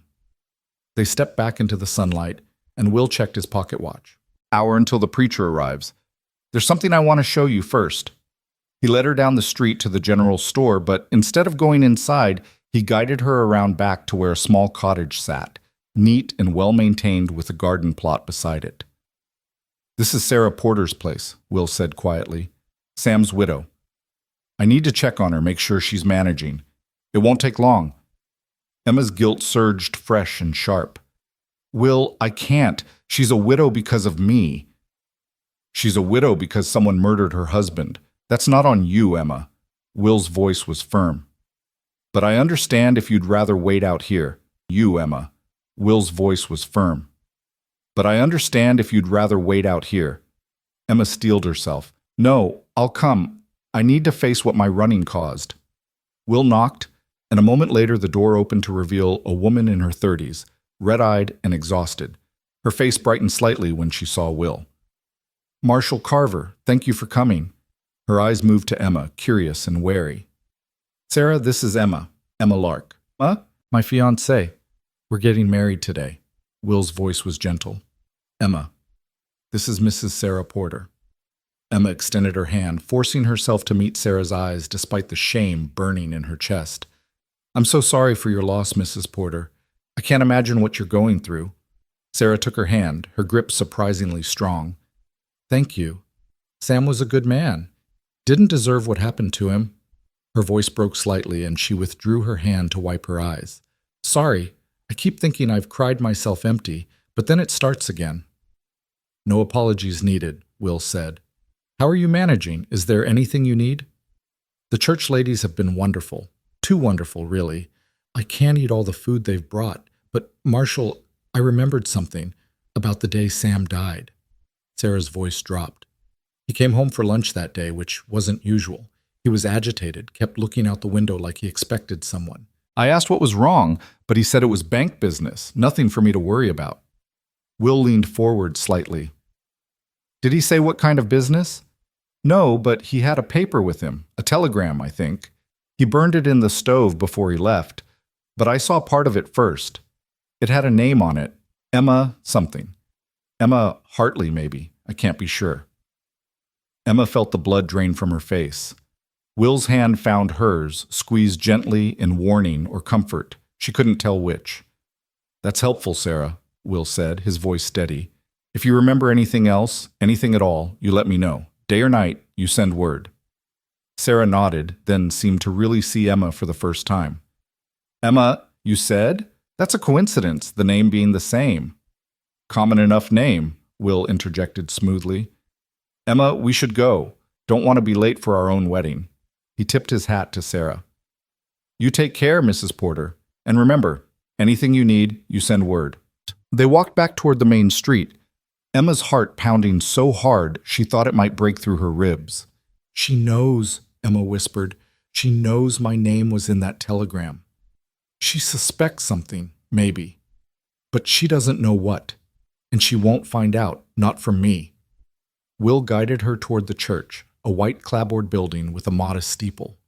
"Emma, you need to breathe. You're pale as a ghost." "A man died because of me, Will. His widow just told us he burned a telegram with my name on it. How am I supposed to live with that?" Will stopped, turned her to face him. "By being better going forward. By making his death mean something. By building a life that honors the sacrifice, even if he didn't know he was making it." His hands gripped her shoulders, steady and sure. "Sam Porter made a choice, Emma. Maybe he refused to give up information about you. Maybe he tried to protect you, a stranger he'd never met. That was his choice, his honor. Don't diminish it by drowning in guilt." Emma wanted to believe him, wanted to accept that absolution. But the weight of it sat heavy on her shoulders, a burden she suspected she'd carry the rest of her life. The church was empty except for the preacher, a weathered man in his 60s with kind eyes and a gentle manner. 2 witnesses waited as well. Townspeople Will knew and trusted. Everything had been arranged, neat and efficient, a wedding stripped of romance and reduced to pure function. "Marshal Carver," the preacher greeted them warmly, "and this must be your bride. My dear, you're lovely. Shall we begin?" Emma nodded, not trusting her voice. Will offered his arm, and she took it, letting him lead her to stand before the preacher. The ceremony was brief, stripped of flourishes. The words washed over Emma: honor, cherish, until death do you part, each one feeling impossibly weighty. When the preacher asked if she took Will Carver to be her lawfully wedded husband, Emma's voice came out barely above a whisper. "I do." Will's response was stronger, steadier. "I do. Then, by the power vested in me, I pronounce you husband and wife. You may kiss your bride." Will leaned in, and Emma's breath caught. But the kiss was chaste, respectful, a brief press of lips that sealed their vows without presuming more intimacy than they'd earned. When he pulled back, Emma saw something in his eyes that made her chest tight. Not love, not yet, but promise. The possibility of it. They signed the license, the witnesses added their names, and just like that, Emma Hartley ceased to exist in the eyes of the law. Emma Carver took her place, a woman with a clean slate, a fresh start, and a husband who knew the worst of her and chose to stand beside her anyway. Outside the church, a small crowd had gathered, townspeople who'd heard about the marshal's wedding and come to witness it. They called out congratulations, and Emma forced herself to smile, to accept their well wishes with grace she didn't feel. "Speech Marshal," someone called out, "tell us how you won such a pretty bride." Will held up his hand, quieting the crowd. "No speech needed. I'm a lucky man, that's all there is to it. Now, if you'll excuse us, I'd like to take my wife home." My wife. The word sent a shiver through Emma. Fear and hope tangled together so tightly she couldn't separate them. They climbed into the wagon, and Will drove them out of town, the afternoon sun warm on their shoulders. Emma waited until Copper Creek was behind them before she spoke. "What happens now?" Will didn't look at her, his attention on the road ahead. "Now we go home. We live our lives. We wait to see if Maddox believes you're dead, and we try to make something real out of this marriage, if that's what we both want. And if Maddox doesn't believe it, if he keeps coming, then we deal with it, together." Will finally turned to look at her, and Emma saw the determination in his face, the stubborn refusal to surrender. "You're my wife now, Emma. That means something to me. It means I protect what's mine, no matter what comes. You understand?" Emma nodded, her throat too tight for words. This man, this good, stubborn, impossibly brave man, had just bound himself to her knowing full well the danger it brought. And he'd done it anyway, without hesitation, without complaint. "Will," she said softly, "I'm going to spend the rest of my life trying to be worthy of what you've given me today. I promise you that." "Just be honest with me," Will replied. "That's all I ask. No more lies, no more secrets. We face whatever comes together, with truth between us. Can you do that?" Emma thought about the lies she'd told, the secrets she still carried, the fear that lived in her bones, the guilt that would haunt her dreams. But she also thought about the man beside her, about the chance he'd given her, about the life they might build if she had the courage to try. "Yes," she said, "I can do that. I will do that." Will's hand found hers, rough and warm and steady. "Then we'll be all right. Whatever comes, we'll face it." They rode in silence for a while, hands clasped, two people who'd found each other through desperation and deception, but might yet find something genuine in the aftermath.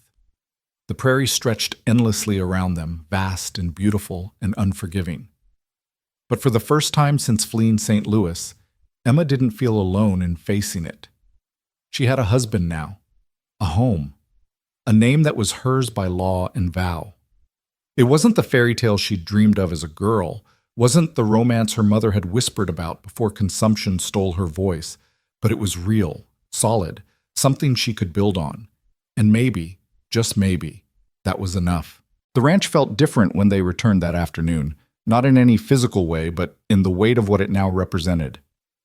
This wasn't just Will's homestead anymore. It was their home, bound by legal vows and witnessed promises. Emma climbed down from the wagon, her new husband's hand steadying her, and looked at the weathered house with fresh eyes. She was Emma Carver now. This life was hers to claim, if she had the courage. Will unhitched the horses without a word, the comfortable silence between them speaking of exhaustion more than contentment. The day had been long, emotionally draining, and Emma could see the tension still coiled in his shoulders despite the wedding being done. He was a man on alert, always watching, and she realized with a pang that her presence had doubled his burden rather than easing it. "I'll start dinner," Emma said, needing something practical to anchor herself. "Don't fuss on my account. Cold biscuits would do fine." Will led the horses toward the barn, then paused. "Emma, about tonight, the sleeping arrangements. I meant what I said before. I'll take the chair downstairs until we figure things out properly." Heat crept up Emma's neck. In all the chaos and fear, she'd barely thought about the intimate reality of marriage. They were husband and wife in the eyes of God and the law, but strangers still in every way that mattered. "That doesn't seem fair. You've given up so much already." "Fair's got nothing to do with it. I won't rush you into something neither of us is ready for." His gray eyes held hers steady and sincere. "We've got time, Emma. Let's use it to build something real before we worry about the rest." Emma nodded, grateful for his patience, even as part of her wondered if time was a luxury they could afford. Somewhere out there, Maddox was hunting ghosts, and ghosts had a way of becoming real again when you least expected it. She went inside and set about making a proper meal despite Will's protests. Roasted chicken from the coop, potatoes, early squash from the struggling garden she'd noticed behind the house. Cooking steadied her, gave her hands purpose, and her mind a reprieve from the constant anxiety. By the time Will came in, smelling of horse and hay, the kitchen was warm with the scent of home. They ate at the small table, the lamplight casting gentle shadows across Will's face. Emma found herself studying him when she thought he wasn't looking, the way his shoulders curved slightly forward from years of hard labor, the small scar above his left eyebrow, the careful way he chewed his food as if savoring something he'd learned not to take for granted. "This is good," he said quietly. "Best meal I've had in this house since my mother passed. Thank you." "You don't have to thank me for cooking. I meant what I said about partnership." Will set down his fork, his expression thoughtful. "Partnership's a two-way road, Emma. I've been thinking about that. About what you bring to this arrangement besides just needing protection. You're educated, well-spoken, capable. Those aren't small things out here." "I can't rope cattle or fix a roof," Emma pointed out. "But you can read and write better than most. You can keep accounts, handle correspondence, manage the household finances.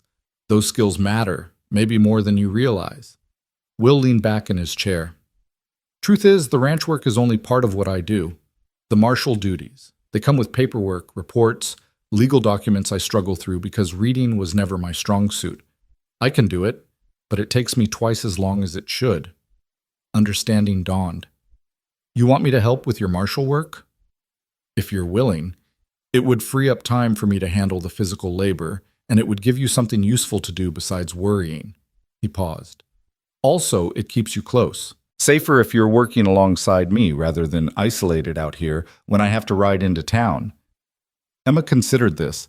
The idea of being involved in the very work that had initially terrified her felt wrong somehow, like dancing with the devil. But Will was right. Useful work would give her purpose, keep her mind occupied. And staying close to him meant protection, meant not being alone when danger came calling. All right, she agreed. I'll help however I can. Relief softened Will's features. Good. We'll start tomorrow. I've got a stack of incident reports that need filing, and I'm 3 weeks behind on my monthly summaries for the territorial marshal. Fair warning, my handwriting's terrible, so you'll be doing a lot of translating. They finished dinner in companionable quiet, and Emma felt something settle between them. Not quite ease, but the beginning of it. The foundation of a working relationship that might, with time and luck, grow into something more. She was washing dishes when she heard it, a sound that didn't belong, sharp and sudden against the evening stillness. Breaking glass. Will was on his feet instantly, gun drawn, his body between Emma and the window where a rock had shattered one of the small panes. Wrapped around the rock was a piece of paper, and even from across the room Emma could see writing scrawled across it. Stay down, Will commanded, moving toward the broken window with the careful precision of a man who'd walked into ambushes before. Emma's heart hammered as she crouched behind the table, watching Will scan the darkening yard through the broken window. The silence stretched, taut as wire, and then Will was reaching through the shattered pane to grab the rock and its message. He unfolded the paper, and Emma saw his jaw clench, saw the fury that flashed across his face before he schooled it into something harder, colder. What does it say? Emma whispered. Will crumpled the paper in his fist. Nothing that matters. Will, please. He crossed to her, pressed the paper into her hand. Emma smoothed it out, her hands trembling, and read the words scrawled in rough block letters. The Hartley girl lives. 20,000 says she's worth more alive than dead. Tick-tock. Marshall? The room spun. Emma gripped the edge of the table, fighting for breath. They knew. Maddox knew, or suspected, and now he was playing games, letting them know he was close. How? Emma managed. We were careful. The telegrams, the death certificate. Someone talked. Or someone got suspicious. Doesn't matter how right now. Will was at the door checking the locks, scanning the windows. What matters is they're watching, waiting. Probably have been since that man showed up yesterday. The wedding, Emma said, horror dawning. All those people saw us. If one of them works for Maddox, then we've already been made, and this note is just confirmation. Will returned to her side, his hands gentle on her shoulders despite the violence coiled in his frame. Emma, look at me. Look at me. She forced her eyes to meet his, saw the determination there, the absolute refusal to surrender. I told you I'd protect you, and I meant it. This changes nothing except our timeline. We're going to have to move faster, be smarter. Will's thumb brushed her cheek, and Emma realized tears were streaming down her face. But I need you to trust me. Can you do that? Emma wanted to. God, she wanted to trust that this man could stand against the kind of evil Maddox represented, that his badge and his gun and his stubborn courage would be enough. But she'd seen what Maddox's money could buy, violence wrapped in legitimacy, murder dressed up as justice. He'll kill you, she whispered. Will, he'll kill you to get to me, and I can't let that happen. Then don't let it happen by running. Let it not happen by standing with me and fighting. Will pulled her close, and Emma let herself lean into his strength, let herself pretend for just a moment that she was safe. I've faced down worse than hired guns and corrupt businessmen, Confederate cavalry, hostile Indians, outlaws who'd as soon shoot you as look at you. I'm still here, Emma, still standing. Those men weren't hunting someone you cared about. The words slipped out before Emma could stop them. and she felt Will go still against her. She'd revealed too much, shown her hand in a way she hadn't intended. But when Will pulled back to look at her, his expression wasn't uncomfortable or pitying. It was something warmer, something that made Emma's breath catch. "No," he said quietly. "They weren't, which means I've got more reason to win this time than I've had in a long while. That makes me dangerous, Emma. Never underestimate a man fighting for something that matters." Before Emma could respond, there was a sharp knock at the door. Not the aggressive pounding of an enemy, but a distinct pattern. 3 quick raps, pause, 2 more. Will visibly relaxed. "That's Jenkins," he said, releasing Emma and moving to unlock the door. The young deputy stood on the porch, his face grim in the lamplight spilling from inside. "Marshal, we've got a problem. Davis found tracks. 3 riders, maybe 4, circling the property. They stayed out of rifle range, but they wanted us to know they were there." "How long ago?" Will asked, already strapping on his gun belt. "Hour, maybe less. We followed the trail about a mile east before losing it in the creek bed." Jenkins's eyes found Emma, and she saw sympathy there and worry. "Ma'am, I'm sorry. We should have spotted them sooner." "It's not your fault," Emma said, though her voice sounded hollow even to her own ears.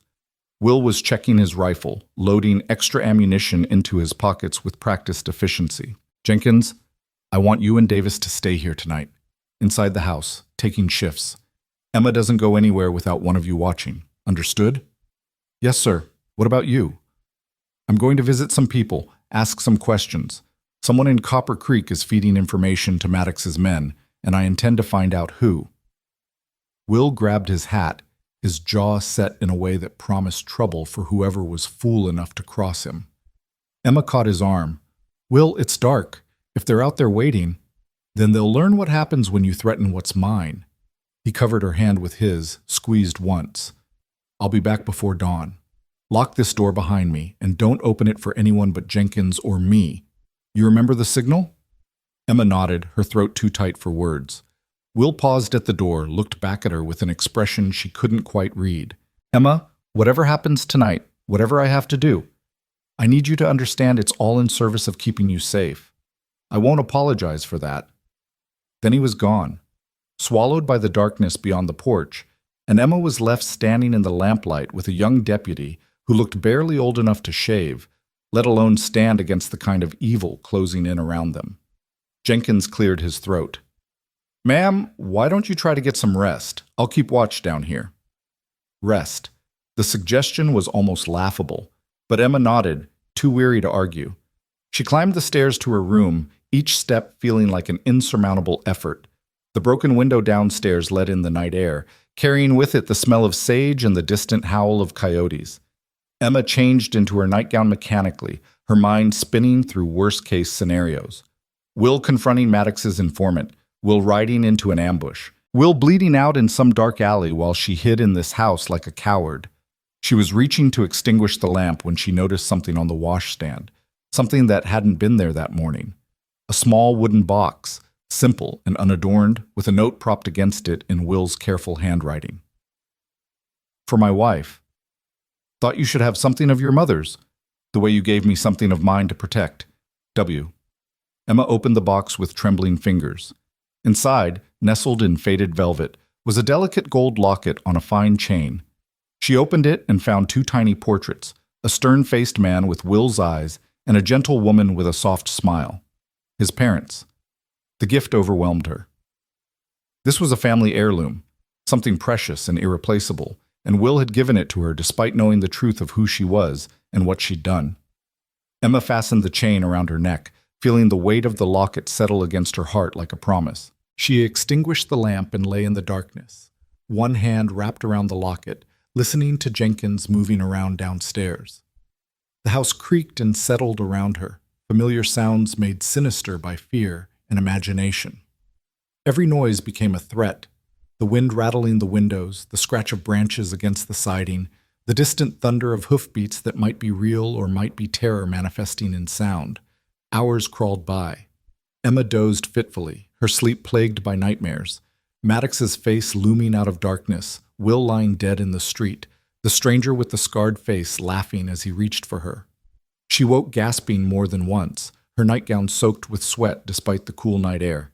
It was during one of these wakeful periods that she heard it, voices downstairs, low and urgent. Emma crept to the top of the stairs, straining to hear. "Can't be sure it was him," Jenkins was saying. "Could have been anyone." "It was him." Will's voice rough with exhaustion and anger. "I found where he's been staying, boarding house on the edge of town. Left in a hurry, probably an hour before I got there. But he left evidence behind, stupid or arrogant, I'm not sure which." "What kind of evidence?" There was a pause, then the sound of paper rustling. "Telegraph receipts. 5 of them. All sent to St. Louis over the past week. All addressed to Victor Maddox."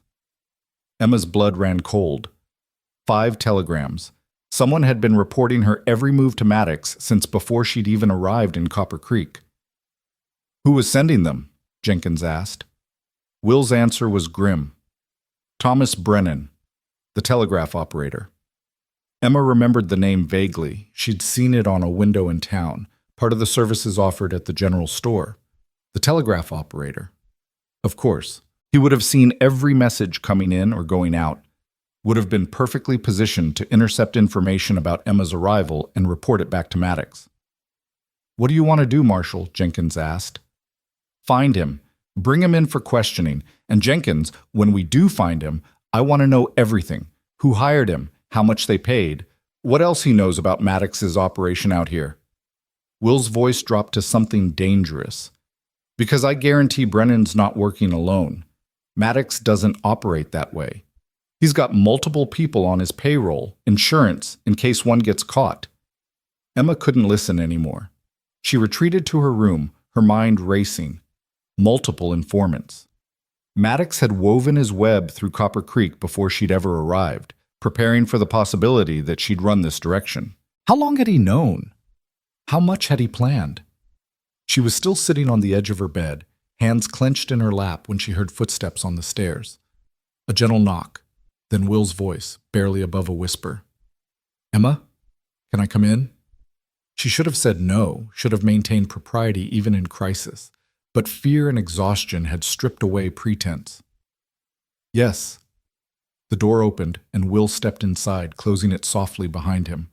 In the dim moonlight filtering through the curtains, Emma could see the weariness etched into his face, the weight of the night's revelations aging him. "I heard," Emma said before he could speak. "The telegraph operator. Multiple informants, all of it." Will crossed to sit beside her on the bed, keeping a respectful distance, but close enough that Emma could feel his warmth. "I'm sorry you had to hear it that way. I was going to tell you in the morning after you'd had some rest." "Rest?" Emma laughed, a hollow sound. "Will, he's been watching me since before I even got here. Maybe longer. What if he knew I'd answered your advertisement? What if he let me run, let me think I was escaping, just so he could make an example out of what happens when you cross him?" "Then he's made a critical mistake," Will said, his voice hard. "Because he assumed I'd be intimidated by his reach, by his resources. He assumed I'd hand you over to save myself and my town. But Emma, I've stared down worse than Victor Maddox, and I've never yet surrendered something I was sworn to protect." Emma turned to look at him, this man who kept offering her salvation she didn't deserve. "Why? Why are you doing this? It's not just duty. It's not just honor. What is it, Will? What makes me worth all this trouble?" Will was quiet for a long moment, and when he spoke his voice was raw with honesty she could feel in her bones.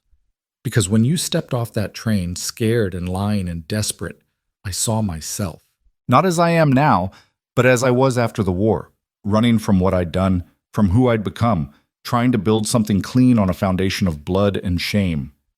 He turned to face her fully. "I told you I did things during the war I'm not proud of, things that still wake me up at night. And when I came back here I had a choice. Let those things define me or try to be better. I chose better, Emma. And I'm offering you the same choice because someone should have offered it to me and didn't." Tears streamed down Emma's face, unchecked. "What if I can't be better? What if this is all I am? A liar and a coward who brings death wherever she goes?"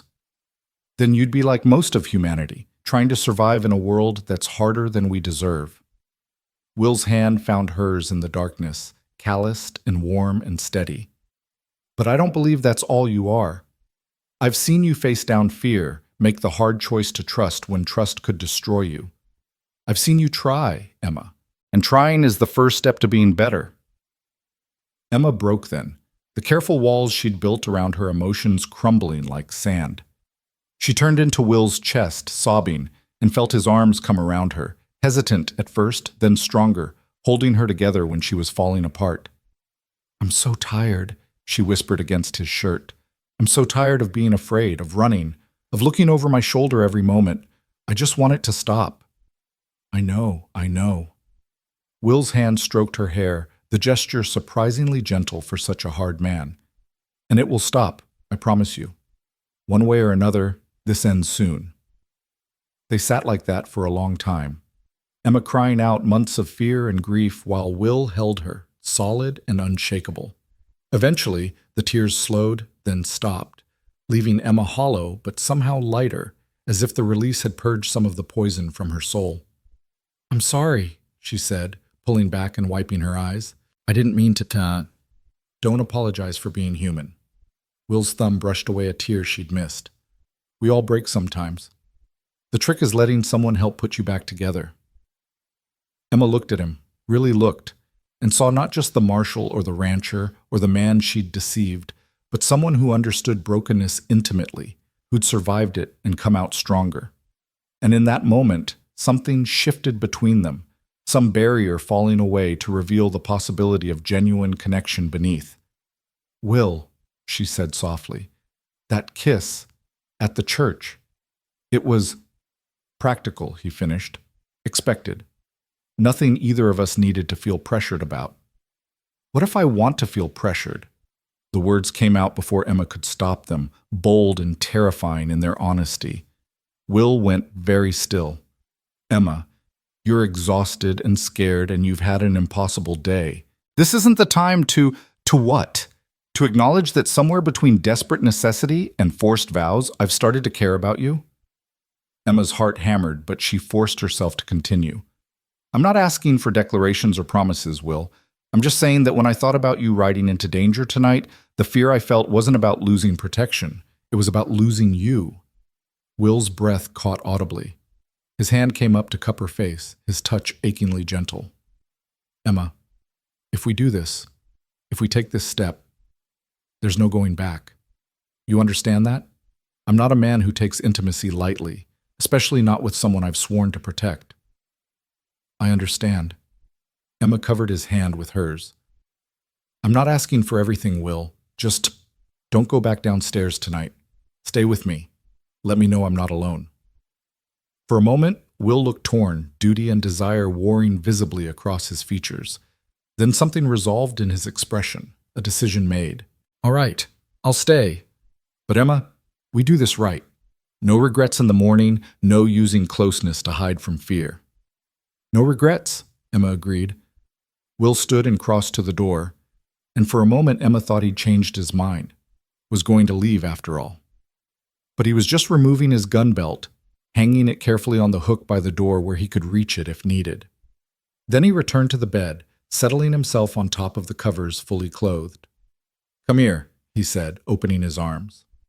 Emma lay down beside him, resting her head on his chest, feeling the steady rhythm of his heartbeat beneath her ear. Will's arms came around her, secure and warm, and for the first time in longer than she could remember, Emma felt truly safe. They didn't speak.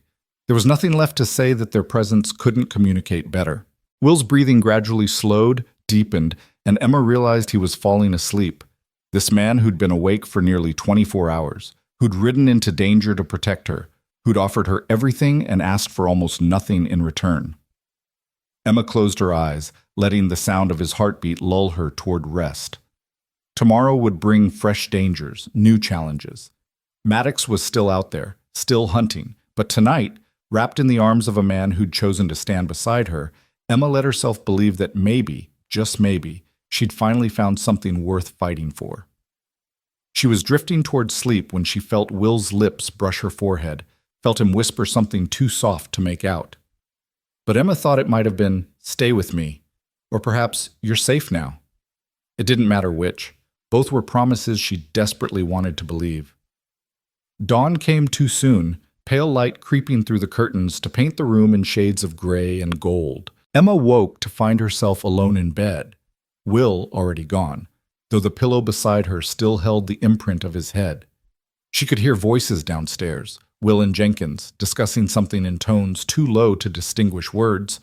Emma rose and dressed quickly, her body stiff from tension and fear. The locket Will had given her still hung around her neck, and she touched it briefly, drawing strength from the gift and what it represented. Family. Belonging. Trust. Downstairs, she found Will standing at the stove, making coffee with the same methodical precision he brought to everything. He looked up when she entered, and something passed between them, acknowledgement of the intimacy they'd shared, the barriers that had fallen in the night. "Morning," he said quietly. "Coffee's almost ready." "Thank you." Emma moved to help, needing the normalcy of routine. "Any news?" Will exchanged a glance with Jenkins, who stood by the window, rifle in hand. "Some. Davis spotted riders on the eastern ridge about an hour before dawn. They didn't approach, just watched. They're getting bolder." "Or they're waiting for something," Jenkins added grimly. "What do we do?" Emma asked, pouring coffee with hands that only trembled slightly. Will accepted the cup she offered, their fingers brushing briefly. "We end this, today. No more waiting for Maddox to make his move." He set down the coffee, turned to face Emma fully. "I'm riding to Copper Creek this morning, going to have a very public conversation with the sheriff about the wanted poster with your name on it." Emma's blood chilled.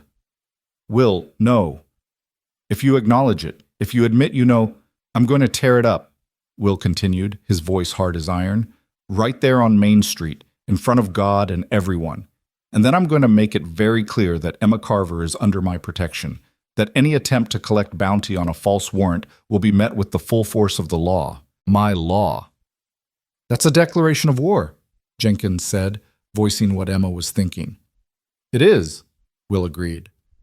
"But Maddox has already declared war by killing Sam Porter, by sending men to terrorize my wife, by corrupting officials in my territory. I'm just making the terms explicit. He wants Emma, he goes through me, and he better bring an army, because I don't intend to go down easy." Emma set down her own coffee, her hand shaking too badly to hold it steady. "This is madness. You're one man, Will, one marshal against however many hired guns Maddox can afford. The math doesn't work in our favor." Will crossed to her, took her hands in his. "Emma, I need you to understand something. This isn't just about protecting you anymore, though that's reason enough.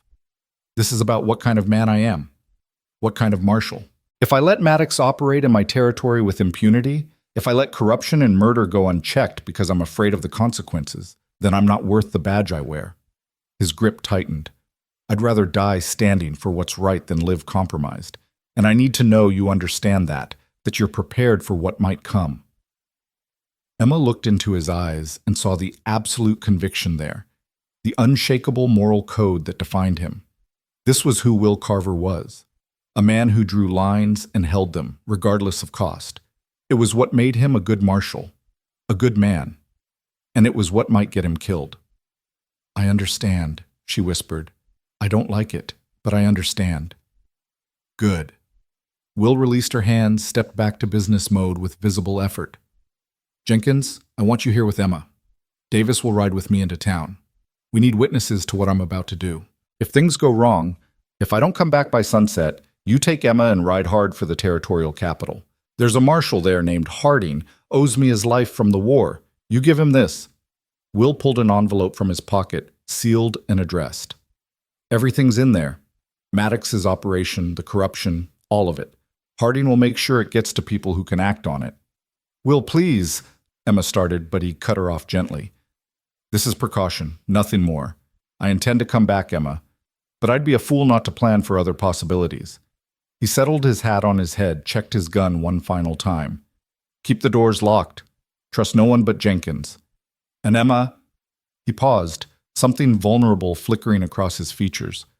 "No matter what happens, know that these past few days, getting to know who you really are, building something real between us, it's been worth every bit of trouble that came with it. Then he was kissing her, and this time it wasn't the chaste press of lips from their wedding. This was desperate and fierce, a claiming and a goodbye wrapped into one. Emma kissed him back with everything she had, trying to pour months of gratitude and days of growing affection into the contact, trying to make him understand that he'd become more to her than just salvation. When Will pulled away, his eyes were dark with emotion. "Wait for me," he said simply. Then he was gone, riding toward Copper Creek with Davis at his side, and Emma was left standing in the doorway, watching the two riders grow smaller against the vast prairie until they disappeared entirely. The day crawled by with agonizing slowness. Emma tried to occupy herself with household tasks, but everything felt pointless, trivial. She baked bread she couldn't eat, mended clothes that didn't need mending, scrubbed floors already clean. Jenkins kept watch from various windows, his young face drawn with worry, saying little but radiating tension. It was mid-afternoon when they heard the first gunshots, distant pops carried on the wind from the direction of town. Emma froze, a plate half-dried in her hands, listening. More shots, rapid fire, the unmistakable sound of a gunfight. "That's the Copper Creek direction," Jenkins said, already moving toward the door. "No." Emma caught his arm. "Will said to stay here, to protect me." "But the marshal would skin you alive for abandoning your post, and you know it." Emma forced strength into her voice she didn't feel. "We wait. We trust that Will knows what he's doing." So they waited, every minute an eternity, the silence after the gunshots somehow worse than the sound itself. Emma found herself touching the locket at her throat repeatedly, a talisman against fear, a reminder of the man who'd given it to her. The sun was painting the sky in shades of orange and gold when they finally heard hoofbeats. Emma's heart leaped. One rider, coming fast. Too few to be a posse, too fast to be casual. Jenkins raised his rifle, positioned himself by the window. The rider came into view, and Emma's breath left her in a rush. Will, alone, hunched slightly in the saddle, but alive. Jenkins was out the door before Emma could stop him, helping Will dismount, and Emma saw why he'd hunched, blood staining his shirt, his left arm hanging at an awkward angle. "Will!" Emma ran to him, her hands fluttering uselessly, afraid to touch him, afraid of causing more damage. "I'm all right," Will said, though his face was pale, his breathing labored. "Flesh wound mostly. Arm might be broken, but I can still use it if I have to." Jenkins helped him inside, and Emma was already tearing sheets for bandages, boiling water, gathering the medical supplies she'd found her first day in the house. Her hands shook, but she forced them steady as she cut away Will's shirt, exposing the damage. A bullet grazed along his ribs, ugly and bleeding, but not life-threatening. His left arm was swelling rapidly, purple bruises already blooming, broken, as he'd suspected, or at least badly sprained. But he was alive. He was here. "What happened?" Emma asked as she cleaned the wound, trying to keep her touch gentle despite her trembling hands. Will winced as she pressed a cloth against the graze. "I did what I said I would. Tore up that wanted poster right there on Main Street. Maddox's men didn't take kindly to it. 5 of them, opened fire in broad daylight." His jaw clenched. "Didn't care who else got hit, who got caught in the crossfire. That's when I knew for certain what kind of man we're dealing with." "You're lucky you're not dead," Jenkins muttered.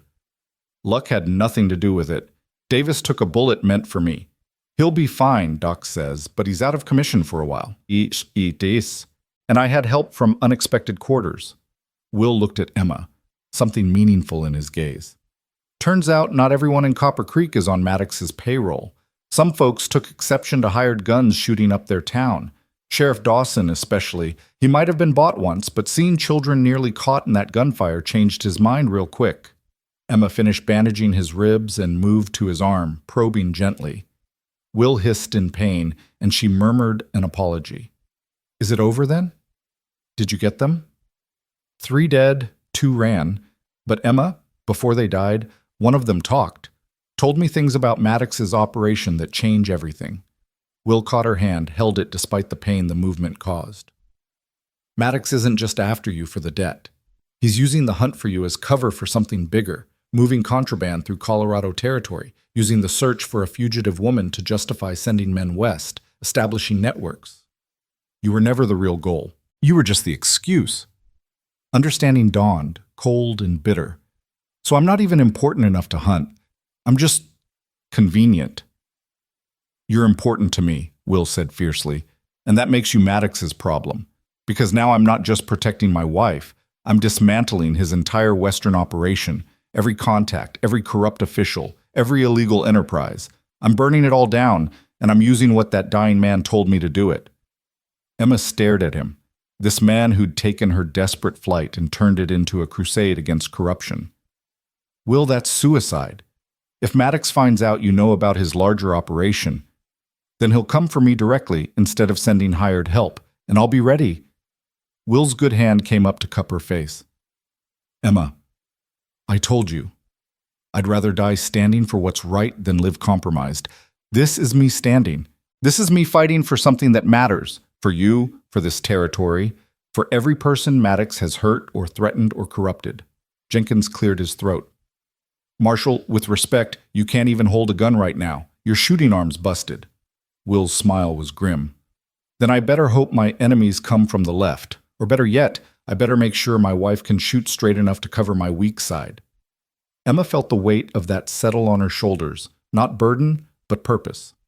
Will was offering her a role in this fight, treating her as partner rather than victim. It terrified her. It also made her feel more alive than she had in months. All right, she said, surprised by the steadiness in her voice.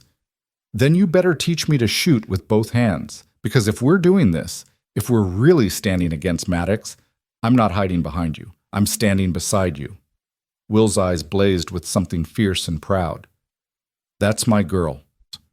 And despite everything, the fear, the pain, the impossible odds, Emma felt herself smile. The days that followed the gunfight blurred together in a haze of preparation and watchful waiting.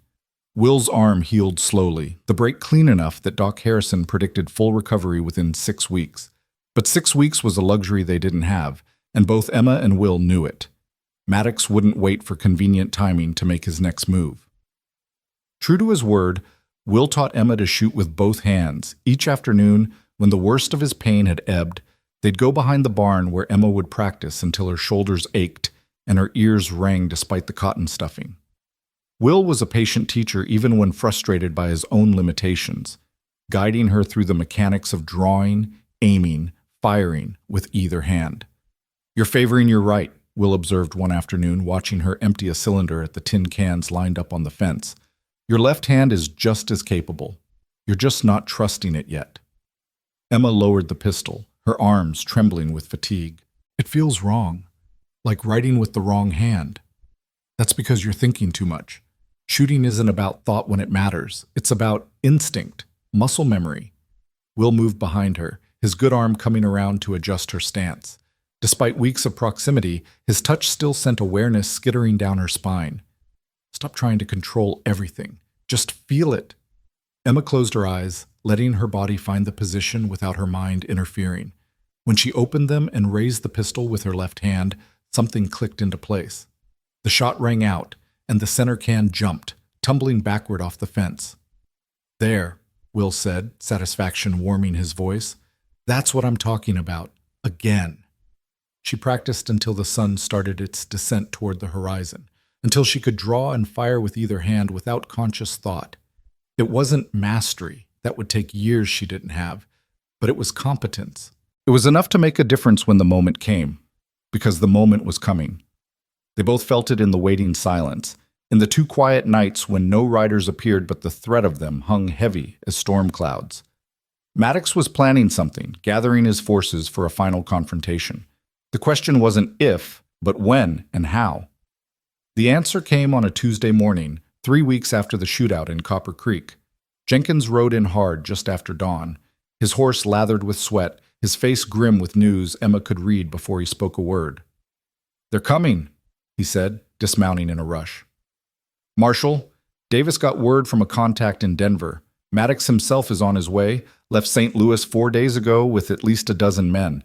They'll be here by tomorrow night, maybe sooner if they ride hard." Will absorbed this with the stone-faced calm Emma had learned meant he was thinking furiously, calculating odds and strategies. How reliable is this information? Davis trusts his source absolutely, says the man's never been wrong before. Jenkins glanced at Emma, worry evident in his young features. Marshal, a dozen men, even with the deputies we've got, those aren't good odds. No, Will agreed. They're not.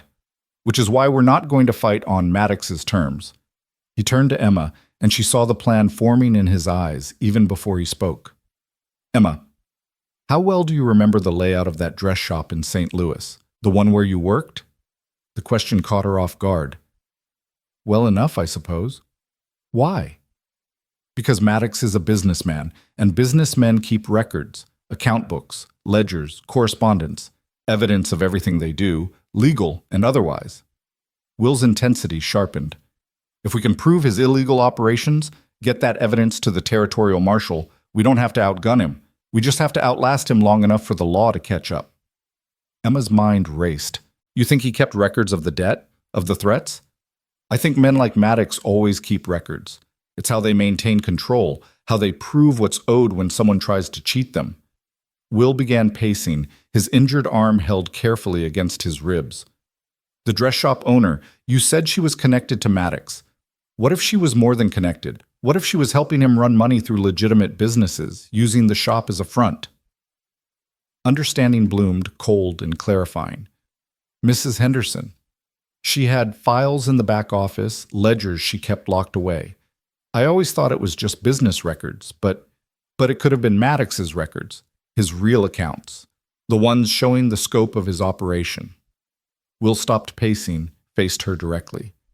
Emma, if we could get those records, if we could prove what he's really doing, we'd have enough to bring federal marshals down on him. Not just for the debt collection and threats, but for fraud, racketeering, maybe even murder.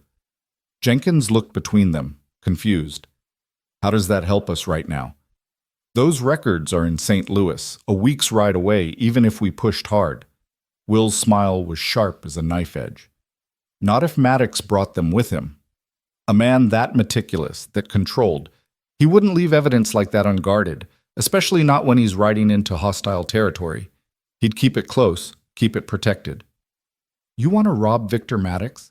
Emma said slowly, the audacity of it stealing her breath. While he's here hunting me, you want to steal the very evidence that could destroy him. I want to give him a choice, Will corrected. Give up his pursuit of you and leave Colorado territory permanently, or face federal charges that'll see him hanged. Either way, you're free, and he's finished. The plan was insane.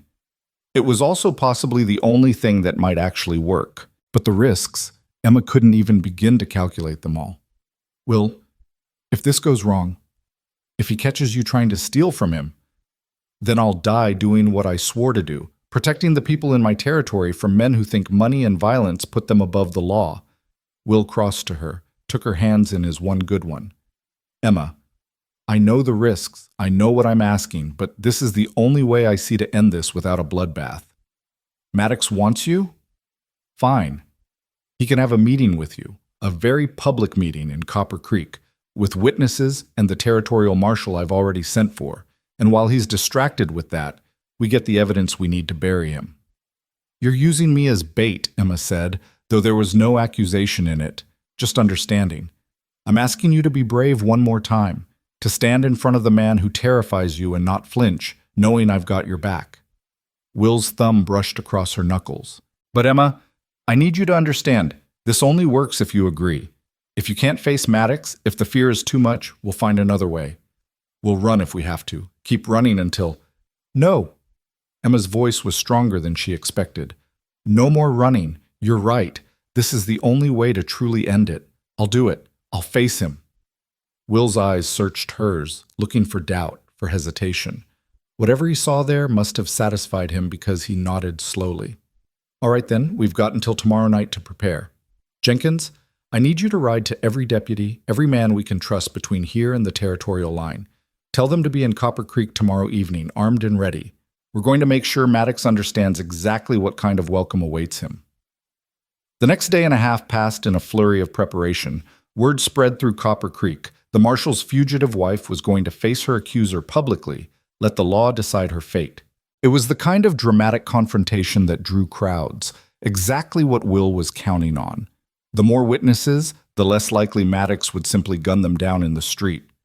Emma spent the time memorizing every detail Will told her about how to act, what to say, how to buy them the time they needed. She also spent it coming to terms with the very real possibility that tomorrow might be her last day alive. Maddox wasn't known for mercy, and even surrounded by law and witnesses, desperate men did desperate things. That final night, Emma found herself unable to sleep. She lay in bed, staring at the ceiling, listening to the house settle around her. Downstairs, Will was supposed to be resting his arm, gathering strength for tomorrow. But Emma could hear him moving around, restless as she was. She rose, pulled on her robe, and descended the stairs quietly. Will stood at the window, silhouetted against the moonlight, his injured arm still bound close to his chest. He turned when he heard her, and even in the dim light, Emma could see the weight of tomorrow on his shoulders. "Couldn't sleep either?" she asked softly. "Too much thinking." Will turned back to the window, to the prairie silver-painted under the moon. "I keep running through everything that could go wrong, every way this plan could fall apart." Emma moved to stand beside him, close enough that their shoulders almost touched. And I keep coming back to the same conclusion. It's still our best chance. Maybe our only chance. He was quiet for a moment. "Emma, I need to tell you something. In case tomorrow goes wrong, in case I don't get the chance later." Emma's heart clenched. Don't do the goodbye speech. We're both walking out of this tomorrow. We have to believe that." "I do believe it, but I also believe in speaking truth while I can." Will turned to face her, and the intensity in his eyes made Emma's breath catch. "When you stepped off that train, I thought I was getting a convenient arrangement. A wife to manage the house, share the burden, keep the loneliness at bay. I thought I knew exactly what I was signing up for." "Will, I was wrong," he continued, his voice rough with emotion he no longer tried to hide. "What I got was a woman who's braver than she knows, stronger than she believes, and honest enough to admit when she's lying. I got someone who makes me want to be better than I am, who makes this house feel like a home instead of just shelter." His hand came up to cup her face, calloused and warm. "I got someone I'm falling in love with, Emma. Maybe already have fallen, and I need you to know that, need you to hear it, in case tomorrow steals my chance to say it again." The words hit Emma like a physical force, stealing her breath and her defenses in one blow. She'd known he cared. That much had been evident in every choice he'd made, every risk he'd taken. But love, that was something else entirely, something she'd never thought to deserve, especially not from a man as fundamentally good as Will Carver. "You can't love me," she whispered, though her heart screamed that she wanted him to. "You barely know me, the real me. I know you were willing to sell yourself into what amounted to servitude to escape a debt that wasn't your fault. I know you chose truth over safety when you could have kept lying. I know you've learned to shoot with both hands in 3 weeks because you refuse to be helpless. I know you face nightmares every night and still get up every morning ready to fight." Will's thumb brushed her cheek. "I know enough, Emma. I know everything that matters." Emma felt tears slip free, couldn't stop them even if she'd wanted to. "I'm going to get you killed. Loving me, protecting me, it's going to cost you everything." "Then it'll be worth the price." Because Emma, living without purpose, without something worth fighting for, that's not living at all. That's just existing, and I'm done existing. He pulled her closer until their foreheads touched. "I'd rather have one day of loving you and fighting beside you than a lifetime of safety and loneliness." The dam broke. Emma closed the distance between them, kissing Will with everything she had, all the fear and gratitude and growing love she'd been too afraid to acknowledge. He responded immediately, his good arm pulling her tight against him, the kiss deepening into something desperate and claiming. When they finally broke apart, both breathing hard, Will rested his forehead against hers again. "Stay with me tonight," he said, the words half request, half plea. "Not because we're afraid, not because tomorrow's uncertain, but because this is real, what's between us, and I want to wake up beside my wife at least once before we face whatever comes." Emma nodded, not trusting her voice. She took his hand and led him upstairs to the bedroom they'd been dancing around for weeks. There was nothing frantic or desperate in how they came together, just a slow revelation of trust and tenderness, two broken people finding wholeness in each other despite impossible circumstances. Afterward, Emma lay with her head on Will's chest, listening to his heartbeat, feeling more at peace than she'd ever thought possible. "I love you too," she whispered into the darkness. I fought it, told myself it was just gratitude or fear or desperation. But Will, I love you, and if tomorrow's all we get, at least we'll have had this. Will's arm tightened around her. Tomorrow's not all we get. We're going to win, Emma. We're going to walk out of this together, and then we're going to build the life we should have had from the start. I promise you that. Emma wanted to believe him. She let herself believe him just for these few hours before dawn, when promises were easier to make than keep. They dozed fitfully, waking with the first light of morning tangled together, reluctant to face the day but knowing delay would only make it harder. Will rose first, wincing as his injured arm protested movement, and began the methodical process of preparing for battle, checking weapons, loading extra ammunition, strapping on the gun belt he wore like a second skin. Emma dressed carefully, choosing the dark blue dress she'd worn for their wedding. If today was going to be performance, she wanted to look the part of the respectable marshal's wife, someone who'd committed no real crimes, someone deserving of protection under the law. They ate breakfast in silence, the weight of what was coming stealing appetite and words alike. Jenkins arrived as they were finishing, accompanied by Davis, still pale from his wound but insisting on being there, and 3 other deputies Emma recognized from around town. "The others are already in Copper Creek," Jenkins reported, "positioned around the saloon like you asked. Sheriff Dawson's got men on the rooftops, and the territorial marshal arrived last night. Place is locked down tight as we can make it." "Good." Will stood, favoring his injured side. "Emma rides with me. The rest of you spread out, come in from different directions. I want Maddox to see we've got numbers, but I don't want to spook him into running before we can spring the trap." "And if he brings more men than we can handle?" Davis asked, ever practical. "Then we improvise." Will's smile was grim. "Wouldn't be the first time." The ride to Copper Creek felt surreal, like watching herself from a distance. Emma sat beside Will in the wagon, his good hand occasionally finding hers, squeezing reassurance neither of them quite believed. The prairie stretched endless around them, beautiful and indifferent to human drama, and Emma found herself memorizing details, the way sunlight turned the grass to gold, the distant mountains purple against the sky, the particular warmth of Will's hand in hers. If these were her last hours, at least they'd be spent beside someone she loved, fighting for something that mattered. Copper Creek came into view, and Emma's chest tightened. The town looked normal on the surface, people going about their business, horses tied at hitching posts, the usual commerce of a frontier settlement. But Emma could see the tension underneath, the way people moved a little faster, the way hands hovered near weapons, the careful watching that suggested everyone knew something was about to break. Will pulled the wagon up in front of the saloon, the largest building in town, the most public space available. He climbed down carefully, then helped Emma, his hand lingering on hers a moment longer than necessary. "Remember the plan," he said quietly. "Keep him talking, keep him focused on you. The moment you see me signal, you drop to the ground. Don't hesitate, don't think, just drop." Emma nodded, her mouth too dry for words.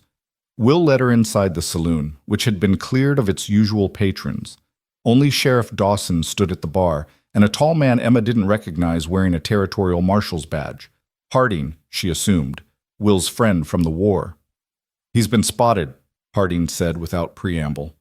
5 miles out, riding hard with about 15 men. Be here within the hour." 15. Will's jaw clenched. He brought an army. He brought everyone he could trust, which means he's planning to end this today, one way or another.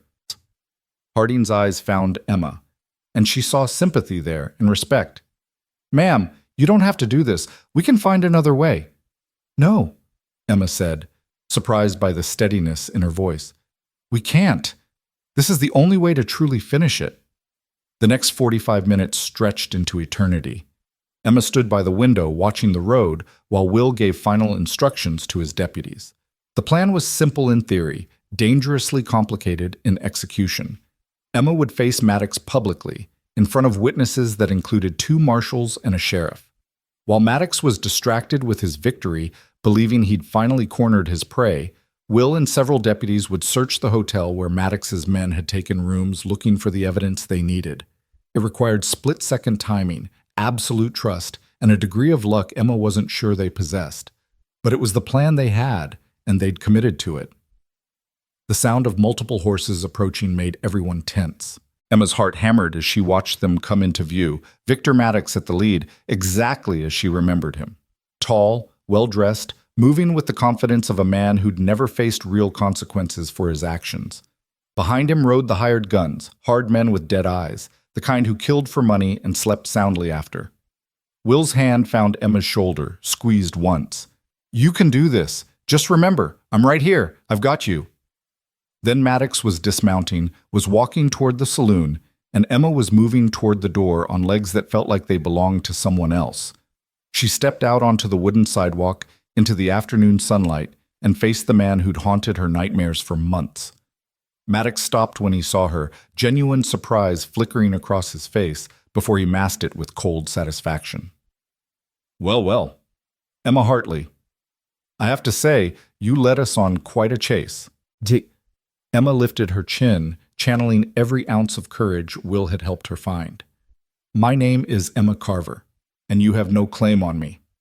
"Your name is whatever I say it is, girl. You owe me $20,000, plus interest, plus the considerable expense of tracking you across half the country." Maddox's smile was shark-like.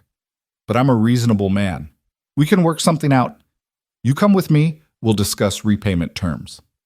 "She's not going anywhere with you."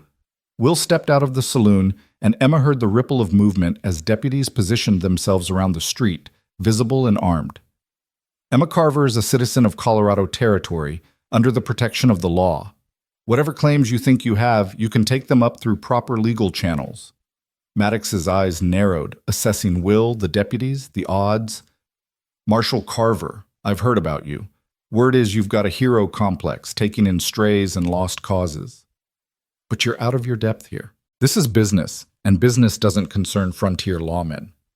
"Murder concerns me," Will said flatly. "Sam Porter, the telegraph operator. 3 hired guns who won't see another sunrise. Those deaths are on you, Maddox, and that makes you my business." "Prove it." Maddox's confidence didn't waver.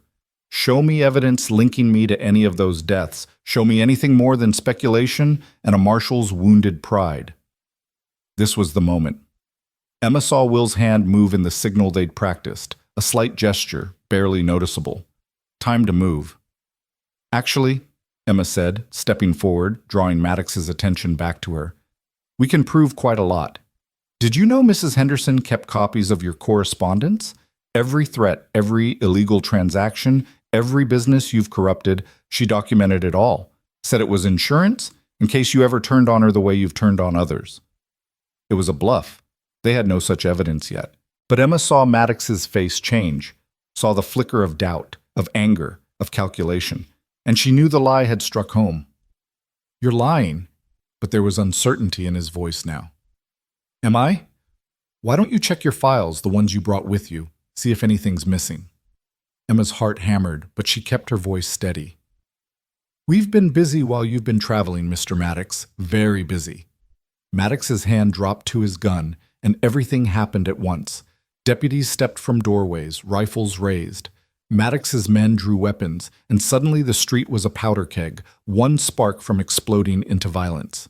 "Stand down!" Harding's voice rang out, authoritative and commanding.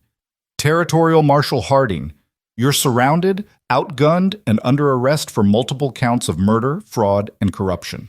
Tell your men to drop their weapons, or this ends badly for everyone." Maddox looked around, seemed to truly see for the first time how thoroughly he'd been outmaneuvered. Deputies on rooftops, in doorways, behind water troughs, 20 armed men to his 15, with position and preparation on their side. But Emma saw the moment desperation overtook calculation in Maddox's eyes, saw him make the choice that would damn him. His gun cleared leather, swinging toward her, and Emma's training took over. She dropped just as Will had taught her, heard the crack of gunfire above her head. Then the world erupted into chaos. Will's gun barked, and Maddox staggered back, blood blooming on his shoulder. Return fire came from Maddox's men, and deputies answered with disciplined volleys. Emma pressed herself against the ground, covering her head, listening to the thunder of guns and the screams of men and horses. It lasted maybe 30 seconds, an eternity compressed into heartbeats. Then silence, broken only by groans and the settling of dust. Emma raised her head cautiously. Bodies littered the street. Maddox's men, mostly, cut down by superior numbers and better positioning. A few deputies were down, but Emma could see them moving, being tended to by others. Not dead. Please God, not dead. She scrambled to her feet, searching frantically for Will, found him standing over Maddox, his smoking gun still trained on the man who'd terrorized her for so long. Maddox clutched his wounded shoulder, his face ashen, his expensive clothes ruined by blood and dirt. "It's over," Will said, and the finality in his voice made it truth. "You're done, Maddox. Every man here is a witness to you drawing first, attempting murder. Add that to whatever evidence we find in your hotel room, and you'll hang before summer's out." Maddox looked up at him, then at Emma, and something crumbled in his expression. The confidence, the power, the untouchable arrogance, all of it bleeding away like the blood from his shoulder. "I want a lawyer," he managed. "I have rights. You have the right to shut your mouth before I remember how close you came to killing my wife." Will interrupted coldly. "Dawson, get him secured. Harding, send men to search his hotel room. I want every scrap of paper, every ledger, everything he brought with him." As deputies moved to comply, Will finally lowered his gun and turned to Emma. The relief in his face nearly broke her. He crossed to her in 3 strides, pulled her against him with his good arm, buried his face in her hair. "You were perfect," he murmured. "So brave, God, Emma, when he drew on you. But he missed. You didn't." Emma pulled back to look at him, to assure herself he was whole, unhurt. "It worked, Will. The plan worked. Most of it." Will's expression turned grim as he looked at the bodies in the street, at the wounded being carried into Doc Harrison's office. "Cost more than I wanted. Deputy Miller's dead, Harrison too. Good men, both of them." Emma felt the weight of those deaths settle on her shoulders alongside Sam Porter's. More lives lost because she'd run, because she'd been desperate enough to bring her trouble to Copper Creek. The guilt would haunt her, she knew, add itself to the nightmares she already carried. But it was over. Finally, truly over. The rest of the day passed in a blur of statements and documentation.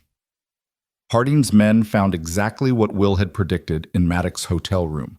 Ledgers detailing years of illegal operations, correspondence with corrupt officials, evidence of fraud and racketeering spanning multiple territories. It was enough to hang Maddox 3 times over, enough to bring down his entire organization. By evening, Maddox and his surviving men were locked in Copper Creek's small jail, awaiting transport to the territorial prison. Emma stood on the saloon porch, watching the sun set over the prairie, feeling hollowed out and strangely peaceful. Will found her there, slipped his good arm around her waist, pulled her close. They stood in silence, watching gold bleed to purple to black, watching stars emerge one by one in the vast sky. "What happens now?" Emma asked finally. "Now? Now we bury our dead. We rebuild what was broken. We send Maddox to trial and watch him hang." Will paused. "And then we go home, Emma. We go home and build the life we should have had from the start." "Just like that? After everything?" "Not just like that. It'll take time, healing, learning to live without looking over our shoulders." Will turned her to face him, and in the lamplight spilling from the saloon, Emma saw everything she needed in his eyes. "But we'll do it together, as partners, as husband and wife, as 2 people who found each other in the worst possible way and somehow made it work anyway." Emma reached up to touch his face, this man who'd saved her in every way that mattered. "I love you, Will Carver.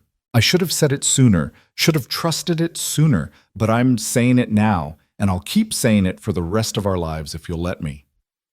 "I'll let you." Will's smile was soft, genuine, the expression of a man who'd finally found his way home. "I'll let you say it every day for the next 50 years, and it still won't be enough." He kissed her then, gentle and claiming at once, a promise of the future they'd fought so hard to reach. Around them, Copper Creek settled into evening routine, people returning to normal life now that the threat had passed. Tomorrow there would be funerals and trials and the hard work of recovery. But tonight, in this moment, Emma let herself simply be. Emma Carver, wife to a good man, survivor of her own story, no longer running, but finally, blessedly home. They walked back to the ranch under starlight, the wagon creaking companionably beneath them, the prairie vast and quiet around them. Jenkins and Davis had offered to stand watch, to give them one night without worry, and Emma was grateful for their discretion and their friendship. The house looked different in the moonlight, not just shelter anymore, but home. Their home, built on truth finally, on love hard won and trust earned. Will helped Emma down from the wagon, and she noticed he moved easier now, the adrenaline of the day finally fading to let pain back in. She'd need to check his injuries, make sure nothing had torn loose during the fighting, but first she just wanted to be close to him, to reassure herself that they'd both survived. Inside, Will lit the lamp while Emma put water on for coffee neither of them would probably drink. Domestic normalcy, the kind she'd dreamed of but never quite believed she'd have. It felt surreal, precious, fragile as spun glass. "Will," she said, turning to find him watching her with an expression she was learning to recognize as tenderness mixed with wonder. "What you said about building a life, what does that look like to you? Really?" He considered the question seriously, as he did everything. "Honestly? I see us working this ranch together. You managing the books and correspondence, me handling the physical labor as my arm heals. Maybe I keep the marshal's badge, maybe I don't. Depends on whether you can stand worrying about me riding into danger." "I can stand it," Emma said, "if you can stand me worrying. Deal." Will's smile was crooked, charming. "I see us maybe adding to this house, making room for possibilities. I see quiet mornings and hard work and coming home to you every night. I see simple things, Emma, honest things. The kind of life I never thought I deserved until you showed me otherwise." Emma's throat tightened. "That sounds perfect. All of it." They stood looking at each other across the kitchen, and Emma felt the last pieces of her old life. Emma Hartley, the frightened fugitive, finally fall away. She was Emma Carver now, truly and completely. Not because a preacher said words or a legal document bore her signature, but because she'd chosen this life, this man, this future, and fought for it with everything she had. Will crossed to her, wincing slightly as his injuries protested. Emma's hands went to his shirt, carefully unbuttoning it, checking the bandages she'd applied that morning. The wound along his ribs had bled some during the fighting, but not badly. His arm was swollen, but stable. "I'm all right," Will murmured, his good hand coming up to still hers. "Emma, I'm all right." "I know, I just need to see it, to know for sure." Emma looked up at him, saw understanding in his eyes. "I keep thinking about how close we came, how easily I could have lost you today." "But you didn't. We're both here, both whole enough." Will's thumb brushed across her knuckles. "And tomorrow we'll be even more whole, and the day after that better still. That's how healing works, Emma. Increments, small steps toward something better." Emma nodded, blinking back tears she refused to shed. She'd cried enough over the past months, tears of fear, of grief, of desperation. Tonight called for something different, something better. "Take me to bed," she said softly. "Not because we're afraid or desperate or trying to forget, but because we're alive, we're together, and I want to feel that, want to celebrate that." Will's eyes darkened with understanding and desire. He took her hand and led her upstairs to the bedroom that was finally, truly theirs. And there, in the quiet darkness broken only by moonlight through the window, they came together with the leisure of people who had time, who had a future, who had found in each other something worth every trial they'd endured to reach this moment. Later, Emma lay with her head on Will's chest, listening to his heartbeat, feeling more at peace than she'd thought possible just weeks ago. His fingers traced lazy patterns on her shoulder, and Emma let herself drift in contentment. "Emma," Will said quietly, "I need to tell you something. About the war. About what I did that still haunts me." Emma tensed slightly. "You don't have to." "I do. If we're building this on truth, you deserve to know all of it." Will took a breath, and Emma felt the tension coil in him. I told you I did things I'm not proud of. What I didn't tell you is that I led a raid on a civilian town. We'd had intelligence that Confederate sympathizers were using it to hide supplies, funnel weapons. Intelligence that turned out to be wrong. Emma's heart ached for the pain in his voice. Will, we burned half the town before we realized. Homes, businesses, a church. No one died, thank God, but we destroyed lives that night, destroyed trust. And I led that raid, Emma. I gave the orders. That blood, that destruction. It's on my hands. Emma was quiet for a moment, processing this revelation. Then she shifted to look at him, to meet his eyes in the dimness. And after? After you learned the truth? I tried to make it right, sent money anonymously to help rebuild, testified against the officer who'd given us false intelligence. But it doesn't change what I did, doesn't erase the harm. Will's voice was rough with old pain. I came back here thinking I could outrun it, could bury it in hard work and frontier justice. But guilt doesn't work that way. No, Emma agreed. It doesn't. But Will, you've spent the years since trying to be better, to use your authority to protect instead of destroy. Doesn't that count for something? I'd like to think so. But I also know I'm the last person who should judge anyone for running from their past, for lying to survive. Will's hand found hers, laced their fingers together. That's why I understood you, Emma, why I couldn't condemn you for doing what you had to do. We're both carrying things, both trying to be better than our worst moments. Emma brought his hand to her lips, kissed his knuckles gently. Then we'll carry them together. Your guilt and mine, your past and mine. And we'll keep trying to be better, keep choosing the right path even when it's hard. That's all anyone can do, Will. That's all anyone can ask. She felt some of the tension leave him, saw in his eyes that her acceptance meant something, eased some burden he'd been carrying alone for too long. They held each other in the quiet darkness, two wounded souls finding healing in shared understanding and stubborn hope. Thank you, Will whispered, for not seeing me differently now. For not what? For not recognizing that you're human, that you make mistakes, that you carry scars like everyone else? Emma shook her head. Will, I love you, all of you, including the parts you think are broken or shameful. That's what love is. Seeing someone completely and choosing them anyway. Will pulled her closer, buried his face in her hair. I don't deserve you. Good thing love isn't about deserving then. It's about choosing, and I choose you. Every day, every moment, for the rest of our lives. They slept eventually, tangled together, two people who'd found in each other something neither had been looking for but both desperately needed. And when morning came, soft and golden through the window, Emma woke to find Will already awake, watching her with an expression so tender it made her chest ache. Morning, he said softly. How are you feeling?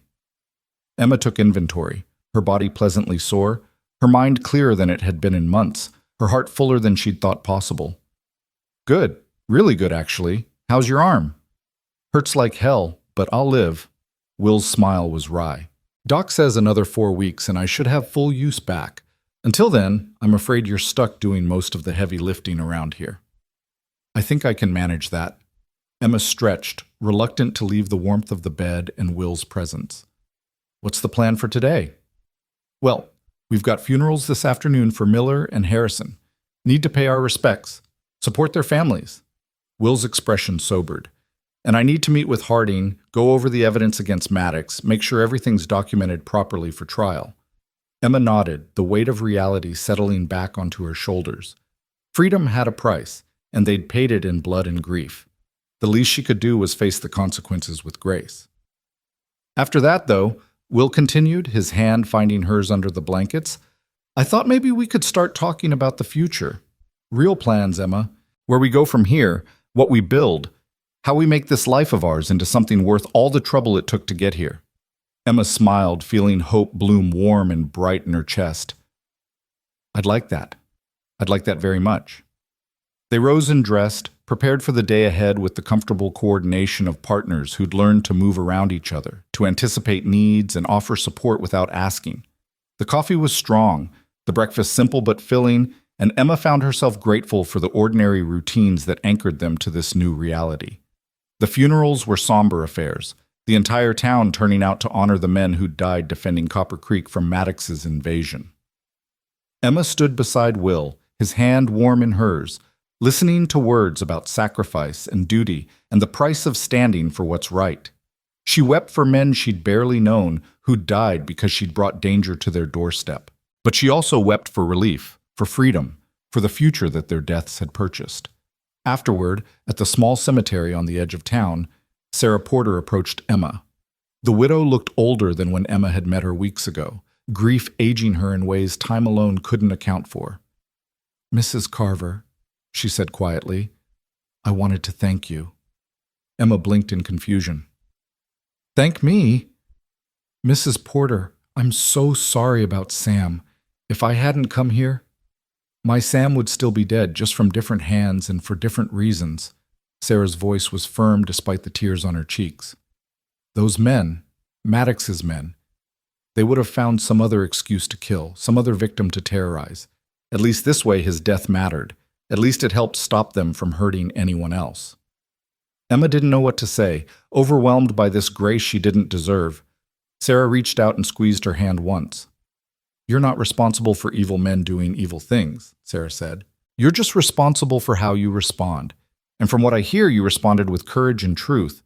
Sam would have approved of that." She walked away before Emma could respond, leaving Emma standing there with tears streaming down her face and Will's arm coming around her shoulders, steady and supporting. "She's right, you know," Will murmured. "None of this was your fault, Emma. The debt, the threats, the violence, that was all Maddox. You just did what anyone would do. You tried to survive. I brought it here, though. To you, to this town. And now it's ended here. Maddox will hang, his organization will crumble, and dozens, maybe hundreds, of people won't fall victim to his schemes in the future. That's because of you, Emma. Because you had the courage to stop running and stand your ground." Emma leaned into Will's strength, letting his words sink in, wanting to believe them. Maybe, with time, she would. Maybe eventually the guilt would ease, would transform into something she could live with. A scar instead of an open wound. The meeting with Harding went long, lasting well into the evening. Emma sat beside Will in the marshal's office, listening as they went through the evidence piece by piece, building an ironclad case against Maddox. The ledgers alone were enough to convict him multiple times over, but Harding was thorough, leaving nothing to chance. "He'll try to buy his way out," Harding warned. "Men like Maddox always do. We need to make sure every official involved in this case is beyond reproach, beyond temptation." "Already taken care of," Will assured him. "The territorial judge assigned to this case is Judge Morrison, fought in the war, lost his son to profiteers. He's got no love for men like Maddox, and even less tolerance for corruption." Harding nodded approvingly. "Good. Then we've got him. Emma, you'll need to testify at trial. Give your account of Maddox's threats and the circumstances that led to your flight. Are you prepared for that?" Emma's stomach clenched at the thought of facing Maddox again, even in a courtroom surrounded by law and order, but she met Harding's gaze steadily. "I am. I'll tell the truth, all of it, whatever it takes to make sure he never hurts anyone else. That's all we can ask." Harding stood, extending his hand first to Will, then to Emma. "Marshal Carver, you did good work here. Took a personal situation and turned it into justice for a whole territory. That's the mark of a good lawman." Will shook his hand firmly. "Couldn't have done it without good people backing me up. Your help, Dawson's change of heart, the deputies who stood with us, that's what made the difference." After Harding left, Emma and Will sat for a moment in the quiet office, the weight of everything finally settling. It was truly over. Maddox was in chains, his operation dismantled, the threat neutralized. Emma could breathe without fear for the first time in so long she'd almost forgotten what that felt like. "Come on," Will said finally, standing and offering his hand. "Let's go home. We've done enough for one day." Home. The word resonated through Emma's chest like a bell, clear and true. Not a hiding place, not a refuge, but home. Where she belonged, with the man she loved, in the life they'd fought together to claim. They rode back to the ranch under a sky brilliant with stars, the prairie quiet around them, peaceful in a way Emma could finally appreciate. Will's hand found hers on the wagon seat, and they drove one-handed, connected. Two people who'd been through hell and somehow found each other on the other side. At the ranch, they tended the horses together, checked the chickens, did the evening chores side by side with the easy cooperation of true partners. Inside, Emma made dinner while Will dealt with paperwork at the kitchen table. His brow furrowed in concentration as he worked through reports she'd help him file tomorrow. "Will," Emma said as they sat down to eat, "earlier you mentioned making plans for the future. What kind of plans?" Will set down his fork, his expression thoughtful. "Well, I was thinking maybe we expand the cattle operation, bring in some good breeding stock. The ranch could support twice what we have now if we work it right." He paused. "And I was thinking maybe we convert the loft space into a proper second bedroom, for when we need it." Emma caught the implication, felt heat rise to her cheeks. "For when we need it." "For children, Emma. Someday, when we're ready. If you want that." Will's voice was tentative, hopeful. "I know we haven't talked about it, and there's no rush, but I hoped, maybe you'd want to build a family with me. A real one. Not just the two of us, but something bigger." Emma's heart swelled so full she thought it might burst. Children, family, the kind of future she'd stopped letting herself imagine when survival became her only goal. But now, looking at Will across their kitchen table, in their home, with their whole lives ahead of them, she let herself want it with fierce intensity. "I want that," she said, her voice thick with emotion. "I want everything with you, Will. The ranch, the family, the life. All of it." Will's smile could have lit the whole prairie. He stood, came around the table, and pulled Emma to her feet and into his arms. "Then we'll have it. We'll build it together, piece by piece, day by day. We'll make something so good, so solid, that all the pain it took to get here will seem worth it." Emma kissed him, pouring everything she felt into the contact, love and gratitude and hope and promise. When they finally broke apart, both were smiling, lighter somehow, as if giving voice to their dreams had made them more real, more attainable. "There's one more thing," Will said, reaching into his pocket. He pulled out a small velvet pouch, opened it to reveal a simple gold band. "My mother's wedding ring. I should have given it to you before the ceremony, but everything happened so fast, and I wasn't sure—" He trailed off, then met her eyes. "Emma Carver, would you wear this? Not because you have to, not because papers say you're my wife, but because you want to be." Emma's vision blurred with tears as she held out her hand, watched Will slip the ring onto her finger with hands that trembled slightly. It fit perfectly, as if it had been made for her, and Emma felt the significance of it settle into her bones. This was more than a symbol. This was a vow renewed, a choice made freely, love given and received without reservation. "Yes," she whispered. "Yes to all of it. To you, to us, to the life we're going to build. Yes, Will. Always yes." They stood there in their kitchen, hands clasped, hearts full. Two people who'd found each other against all odds and chosen, every day, to stay found. Outside, the prairie stretched endless and free, and inside, the future waited, uncertain in its details but sure in its foundation.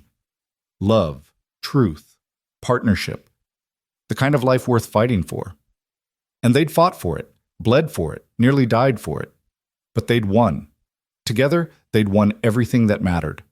Emma smiled through her tears, felt Will's arms tighten around her, and knew with absolute certainty that every lie she'd told, every mile she'd run, every moment of terror she'd endured, all of it had been leading her here, to this man, this home, this hard-won happiness.